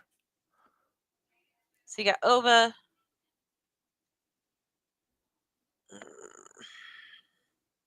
Almost. There you go. Oba and Almost make them the tag team. There you go. I don't know if I would add Carmelo. I don't think I'd add Carmelo. I don't know about Carmelo. I think they're just now getting him built up on SmackDown. He won the Andre. He's with Miz. Like I said, I'm thinking beef in this case. Maybe a flyer, but Nah, I don't think they need a flyer. They got Seth. They got Seth's Seth, close. yeah. I mean, shit, he they got can be a Braun. flyer if need be. Huh? They got Braun. He could fly if he need to. Yeah. Fatu in the stable? I don't know if I'd I don't know. put him into another stable already. I think I want to see him get some time as a babyface by himself. Rusev, maybe. Meh. Ooh, Rusev is a good call. Rusev and Oba as a tag team? Rusev and Braun is a tag team. Now, Now, one thing I thought of, because I know he's in developmental. Scotty's son is in developmental now. Brock Yeah. Steiner. Imagine they brought him up and teamed him with Braun. and we have the Steiner brothers You got again. new Steiners. Quote Well, not unquote. brothers, the Steiners. I know, but quote cousins. unquote. Yeah. So there's plenty of options here. We're just getting started on this storyline. Uh-oh, I know that look. Uh-huh. I want to make sure I call him the right name. Pockets? Jackson Troy. Oh, from LFG? Uh-huh. Which one's Jackson Troy? Remind me. He's the big guy on Booker's team. Okay. He's a big badass. What about Holyfield? Holyfield's he's gonna come up as a Well, face. he's brand new though. He needs time. And he's gonna come up as a face. Jackson Troy's the one with the attitude that Just not Jackson BJ and Ray, Oba though. would work very well together, I think. Yeah. As long as it's not BJ Ray. Yeah, no, fuck that guy. Fuck that guy. Fuck that guy. Ugh, all right. All right. So let's get this down. Nah, not Ricky. Not Ricky. He's good where he's at right now. Oh yeah, he's in good Hey, shape right now. Sean said Jasper Troy too. Hey, what do you know? Oh, it's Jasper Troy, not Jackson Troy. I wrote down Jackson Troy. My bad. It's like Dan Mullins Jasper. all over again. Jasper Troy is what I meant. All right. Before we get into our last segment, we got one more thing to discuss, Minderz. And that's the news that came down during WrestleMania weekend that WWE has acquired AAA. Mm-hmm. I'm excited. I don't know how I feel about it. And just for one reason. I mean, number one, if they are doing a Lucha Underground reboot, then it's a no-brainer. Right. But I also heard something, which I don't know if it's true. I mean, I'm not sure how reliable the source is, that they would rebrand AAA into NXT Mexico, which I am very much against. How is that any different, though, than NXT UK? Because NXT UK wasn't an existing territory when they... This is a company that's got decades of tradition that we're talking about. I just don't want to see it be anything but AAA. Right. I don't like that of rebranding something that has that much... I mean, it's like when you think about a guy that they bring in, then they change his name. Like, take... Ricky Saints? I'll go further. I'll go Tommy End. I'll go Aleister Black, because that's Okay. a complete name change. Prince Devitt going to Finn Balor. Right. Now, Prince Devitt had a lot of name recognition already around the world With Bullet Club. Yep. with Bullet Club and just wrestling in the UK. Right. And then they brought him over, and he wanted to change his name, something that WWE owned. Standard practice, Right. So he goes with Finn Balor. Now, in this case, though, it's similar. AAA is known around the world in pro wrestling for, number one, for all the stars they've had. I mean, that Worlds Collide show that we watched is AAA. Yeah, I know. So they would be, by rebranding it to NXT UK or NXT Mexico, I feel like it would be Slap in the face. A little bit of a slap in the face. It'd be a devaluing of AAA. He got a good point. Yeah, I'll I bet he do will. too. But I just want to see WWE be in charge of, like, they can have AAA, but I just want to see them keep it AAA, keep Triple Mania, just keep it as we remember it. Don't fuck it up too bad. Doesn't Gringo wrestle for AAA? I think he's CMLL. Okay. I'd have to ask. Okay. But I am curious though if Conan's still going to have anything to do Conan. with AAA. They said Jeremy Borash is going to have a hand in the creative in AAA going forward. Okay. But I'm hoping that they still have Conan involved. And yes, Alberto is still there. No, maybe not for long. May not be for long, but he's still there right now. But yeah, I mean, and since AEW has been working with CMLL now, so it's not going to affect their bottom line too much. I'm going to bring up something else too. Okay. I know you. Well, if you feel like we're done on that subject, I agree. Yeah, with I you. think we've covered it. So, I want to throw this out there. How do you feel about this WWE Unreal? I'm torn. Me too. Here's why. Although after listening to Paul talk about it on Pat McAfee's show, I get it. Yeah. Here's the thing. I'm a process nerd. Whether it's wrestling or music or movies, or I like to see how the sausage is made. Right. And you're going to get a whole lot of sausage on this show. Oh yeah. But I also am a fan of kayfabe. Right. I mean, we're both like that. We both try to protect kayfabe as much as we can. We do. And they're gonna blow the lid right off of the process in wrestling. I'm going to be okay with it as long as they don't talk about what's being played out as it's being played out. Yes, I agree with that. If they're talking about the Cody Roman match from Mania now. Like from 40. From 40. Yeah, right. Talking about it now, I'm okay with that. I'm all right with it. But yeah, I don't want to say, find out what's going to happen next week. I don't want to know that. Yeah. And I think they know enough not to do that. But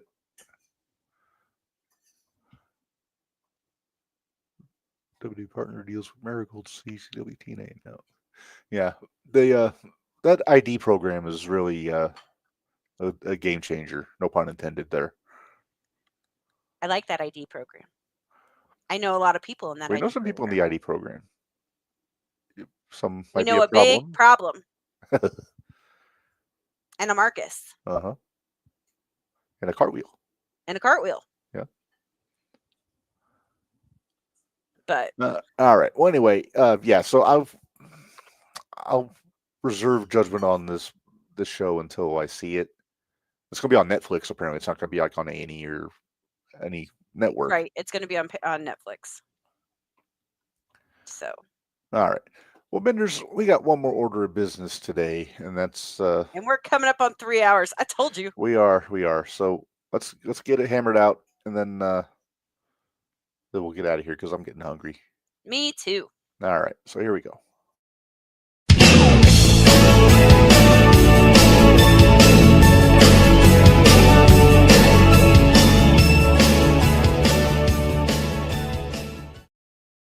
All right, it is time for Who's Whoopin Who. Our regular listeners and viewers know what this means, but for the benefit of the new guy, this is a hypothetical where we talk about dream matchups, but not in the Tony Khan way. We take two names from differing generations and just kind of just spitball what would happen if they were both in their prime. In their prime, yeah. Roxanne lost, by the way. Thank you, Sean. Thanks, Sean. If it was a title match, I figured it was going to happen. But yeah, me too. Anyway, our matchup today, Minderz, and I think I told you what we're doing. I think you did. Going Andre and Taker. Yep. Just for the similar in their role in the locker room. I mean, they called Andre the boss for the reason. Right. And then after he was gone, then Taker kind of stepped up and became that captain in the locker room. He became judge. He was the judge. He was the judge and court taker. Yeah. Shadow play. He's quick. Andre wins. Andre wins. All right. So, but we do have a process here, and we have a process. So let's go to the tail of the tape. That's little. Why is it so little? Because I had to fit it all. So Andre's from Grenoble in the French Alps, as we know. Taker, for the benefit of this, from Death Valley. He's actually from Texas. Right. But, and we're going with this version of Taker, not Biker Taker. We're going WrestleMania 20 Taker. Okay. All right. Andre build, and this is, again, build height, build weight. Yep. Andre 7'4", 520. Taker 6'10 and a half, 328. Finishing move, similarity. They both would, Andre used a tombstone in Japan. Gotcha. And then also that half and half suplex that he beat Hogan with. This is what I have for his Right. finish. Taker, of course, got the unholy trinity there, the tombstone, the choke slam, and the last ride. Championships, Andre was, I guess, officially a world heavyweight champion and tag team champion, WWF. Yes. Teamed with Haku. Yes. Then WrestleMania Taker, 6. yes. I loved his face turn, by the way, when Heenan was slapped great. him. That was great. He a little sloppy with the slaps on Bobby, but that's all right. Well, I that wouldn't was- want Bobby that to get was- actually wasn't slapped in the face. Wasn't that his last WWE match or WWF That match? was his last match in the WWF. He would wrestle like in Mexico and Japan after that.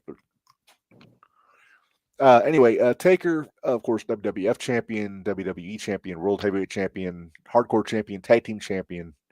So he has a lot more belts under his belt, so to speak, than That Andre was did. terrible. But also, Andre didn't need belts. No. Andre And- is generally I still stand by the single greatest attraction in the history of professional wrestling. He was definitely an attraction. And he went everywhere. Yes. Vince McMahon Sr. made so much money off of Andre just going to other territories. Right. Like stuff he did with, he would go to Mid-South. The Samoans body slammed him. Then he would team with Dusty there, team with the Dog there. Taker, you ever hear who Taker's first match was against? I think I did, but I don't remember. It was when he was Texas Red under the mask. Okay. His first ever match was against Brody. Oh, damn. You poor sorry sucker. Yep, Andre probably would be just playing poker and drinking his case of wine before the match. Yeah. Taker Or may his have 2 had cases of beer, whatever. right. Or his 156 beers. Yeah. Taker maybe had a nip of Jack Daniels before the match. The whiskey. Well, just to get the blood flowing. Yep. I would worry that this would... Now, if this is Andre 1989, 1990 Andre, I would be worried this would be very similar to a Taker Giant Gonzalez match. Ugh. Just for activity, you know what I mean? Like Andre Right. wasn't moving around so great back then. So I would like to picture this being like 1983 Andre. Is this like Japan, Andre? Yeah, this is basically Like I'm picturing. this is Kamala in the cage Andre. I'm picturing more of masked Andre Like the Machine? when he was wearing. Wasn't he wearing the mask in Japan? Well, not that I remember. Okay, what am I thinking of? You're thinking when he was with the Machines in the mid 80s. Okay. And they were supposed to be Japanese, but it was like Yeah. Axe and Blackjack Mulligan and Andre under masks. Yeah. And Captain Lou would talk for him. He's got a point. Are we sure Andre He has a French, very Irish? good point. Andre was for everybody. Yeah. Andre was from the world.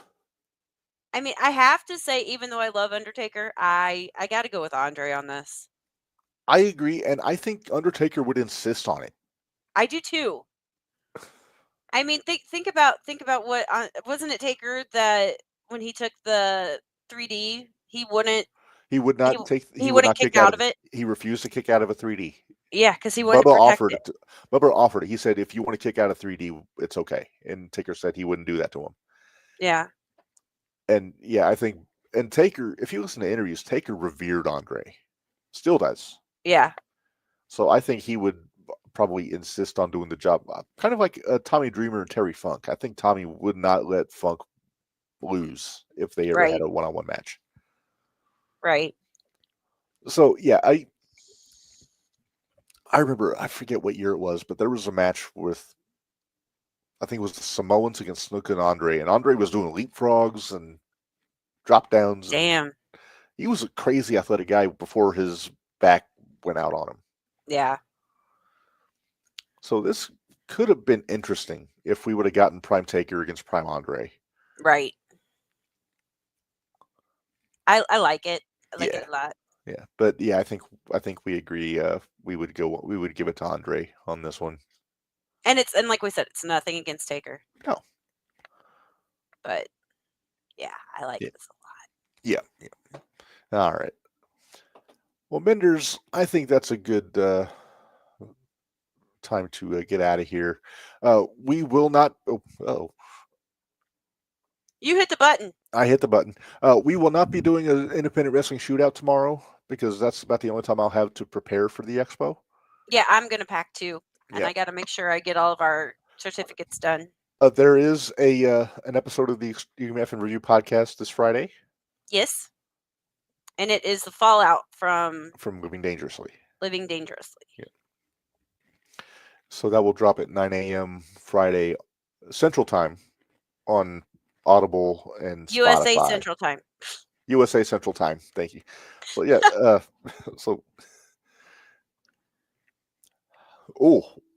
Haku versus Prime Andre in a shoot would be scary.